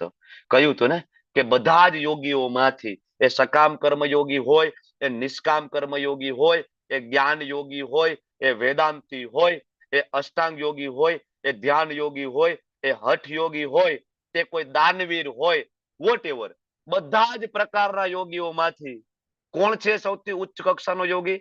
તો કે શ્રદ્ધાવાન ભજતે યો મામ, જે કૃષ્ણને શ્રદ્ધાપૂર્વક ભજે છે તે. નરસિંહ મહેતા, સંત તુકારામ, મીરાબાઈ, ગોરા કુંભાર, કેટલા બધા ભક્તો, મહાન મહાન ભક્તો થઈ ગયા અને ભગવાન એની વારે આવેલા છે. આ શ્લોકની અંદર ભગવાન ફરીથી કન્ક્લુઝન આપે છે. વેદેશુ યજ્ઞેશુ તપસુ ચેવ દાનેશુ યત પુણ્ય ફલમ પ્રદિષ્ટમ અત્યંતિ તત્સર્વમ વિદિત્વા યોગી પરમ સ્થાનમ ઉપેતિ ચાર્થ્યમ. જે મનુષ્ય ભક્તિમય સેવાનો માર્ગનો સ્વીકાર કરે, જે લોકો ભક્તિમય સેવાનો માર્ગનો સ્વીકાર કરે, વેદેશુ વેદાધ્યયન દ્વારા જે ફળ મળે તે, યજ્ઞેશુ યજ્ઞ કરવાથી જે ફળ મળે તે, દાનેશુ દાન કરવાથી જે ફળ મળે તે. બરાબર. યત પુણ્ય ફલમ પ્રદિષ્ટમ, જે કઈ પુણ્ય ફળ વેદો વાંચવાથી, દાન કરવાથી, સારા કર્મ કરવાથી, પુણ્ય કરવામાંથી જે કઈ સારું મળે છે એમ પુણ્ય ફળ, તે અત્યંતિ તત્સર્વમ ઇદમ વિદિત્વા. યોગી, યોગીની વ્યાખ્યા આગળ આવી ગઈ 6.47. શ્રદ્ધાવાન ભજતે યો મામ, એ સાચો યોગી છે. તો જે યોગી એટલે કે જે ભક્તિ યોગી છે, જે ભગવાનની પરમ ભક્તિ કરી રહ્યો છે, ત્યાં સર્વ ફળો પામે છે. ભક્તિ એ કોમ્બો પેક છે. ભગવાન આ સમજાવે છે કે કોઈ વ્યક્તિ છે એ જો ભક્તિ કરતો હોય તો બાકીનું બધું તું એને આપી દઉં છું. બાકીનું બધું કોમ્બો છે, એની અંદર જ આવી જાય છે. યોગ ને કર્મકાંડ ને જ્ઞાન ને આનાથી જે કઈ મળે એ બધું હું આપી દઉં છું. એટલે એને કઈ અલગથી ચિંતા કરવાની જરૂર નથી. બરાબર. તો આ સાથે 8મો અધ્યાય કે આપણે કરવાનું શું છે મૃત્યુ સમયે, ખૂબ ઇમ્પોર્ટન્ટ છે. આપણે ઘણી બધી પોલિસીઓ લઈએ છીએ, મરી જાય પછી આટલા પૈસા આવશે, મારા દીકરાને ઉપાધિ ને, મારી પત્નીને ઉપાધિ ને, આ બધું કરીએ છીએ. વાંધો નહીં, કરવું જોઈએ. બહુ વ્યવસ્થિત પ્લાન કરવો એમાં કોઈ ખોટું નથી. નાની નાની વાતમાં કઈ આપણે કૃષ્ણને ડિસ્ટર્બ ના કરાય. આપણે થતું એટલું આપણે કરી લેવાય, એમાં ખોટું પણ નથી. ચાલો, બરાબર. પણ જે મહત્વનું, મેં પ્રાઇમરી રિસ્પોન્સિબિલિટી આપણી છે ભગવાનની સેવા કરવી, એમાંથી આપણે ચૂકવું જોઈએ નહીં. બરાબર. એટલે ઘણી બધી પોલિસી, આપણી દીકરીના મેરેજ માટે આપણે કઈ ને કઈ પ્લાન કરીએ, બાળકના ભણતર માટે પ્લાન કરીએ, પણ આપણે એક વસ્તુનું પ્લાનિંગ ક્યારે કરતા નથી. શેનું પ્લાનિંગ નથી કરતા? મૃત્યુનું. મરવાનું છે એવું કોઈ દી સારું વિચાર આવતો જ નથી. અને એના માટે કઈ પ્લાનિંગ હોય ને એવું તો કોઈ દી વિચારતા જ નથી. જન્મ માટે ને પ્લાનિંગ થાય, દીકરો આવશે તો આ વસ્તુ કરશું, દીકરી આવશે તો આ વસ્તુ. હવે તો આ બધા પેલાથી એનો રૂમે પેલાથી બનાવી નાખ્યા. બધા મોટા મોટા સિટીમાં મોટા મોટા માણસો હોય, દીકરો આવે તો બ્લુ કલરનું ફર્નિચર વાળો રૂમ બનાવે, દીકરી આવે તો પિંક કલરના ફર્નિચર વાળો રૂમ આખો બનાવ્યો હોય. આપણો તો જન્મ એવી જગ્યાએ થયો છે કે એક જ રૂમ હોય મુર્ગો, બ્લુ કયો પિંક કયો જે કયો હોય. બરાબર. માણસો આવા બધા પ્લાનિંગ કરતા હોય. બરાબર. જન્મના પ્લાનિંગ, પણ મૃત્યુનું પ્લાનિંગ કોઈ કરતું નથી. નેવર. આ ભગવદ ગીતા આ શીખડાવે છે. મરવાનું કેમ, જીવન જીવવાનું ઘણા શીખડાવે છે ભાઈ. અને જીવન જીવવાનું ના શીખડાવે ને તોય આવડી જાય. ઘણું બધું આપણા જીવનમાં એવું છે કે આપણને કોઈ શીખડાયું નથી, આપને આવડી ગયું છે. કાળા બજાર કરતા કોઈ આપને શીખડાવ્યું હતું? કરીએ છીએ. કોણ શીખડાવવા આવ્યું હતું? જીવન જીવતા, બરાબર, આર્ટ ઓફ લિવિંગ, જીવન જીવવાની કળા. જીવન જીવવાનું ઘણા બધા શીખડાવી રહ્યા છે, પણ હાવ, બરાબર, કેવી રીતના મરવું એ ભગવદ્ ગીતા શીખડાવે છે. અને આ બહુ મહત્વની વસ્તુ છે. ખૂબ ખૂબ ધન્યવાદ. તમે બધા ખૂબ શાંતિપૂર્વક મને સાંભળ્યો. તમારો બધાનો ખૂબ ખૂબ આભારી છું. વાંછા કલ્પતરુભ્યશ્ચ કૃપા સિંધુભ્ય એવ ચ પતિતાનાં પાવનેભ્યો વૈષ્ણવેભ્યો નમો નમઃ. અનંત કોટી વૈષ્ણવ વૃંદ કી જય. શ્રીલ પ્રભુપાદ કી જય. શ્રીલ ગુરુ મહારાજ કી જય. ગ્રંથરાજ શ્રીમદ ભાગવતમ ભગવદ ગીતા ચૈતન્ય ચરિતામૃત શ્રી રામાયણજી કી જય. હરે કૃષ્ણ કૃષ્ણ કૃષ્ણ હરે હરે, હરે રામ રામ રામ હરે હરે, હરે કૃષ્ણ. હરે કૃષ્ણ પ્રભુજી. હરે કૃષ્ણ પ્રભુજી.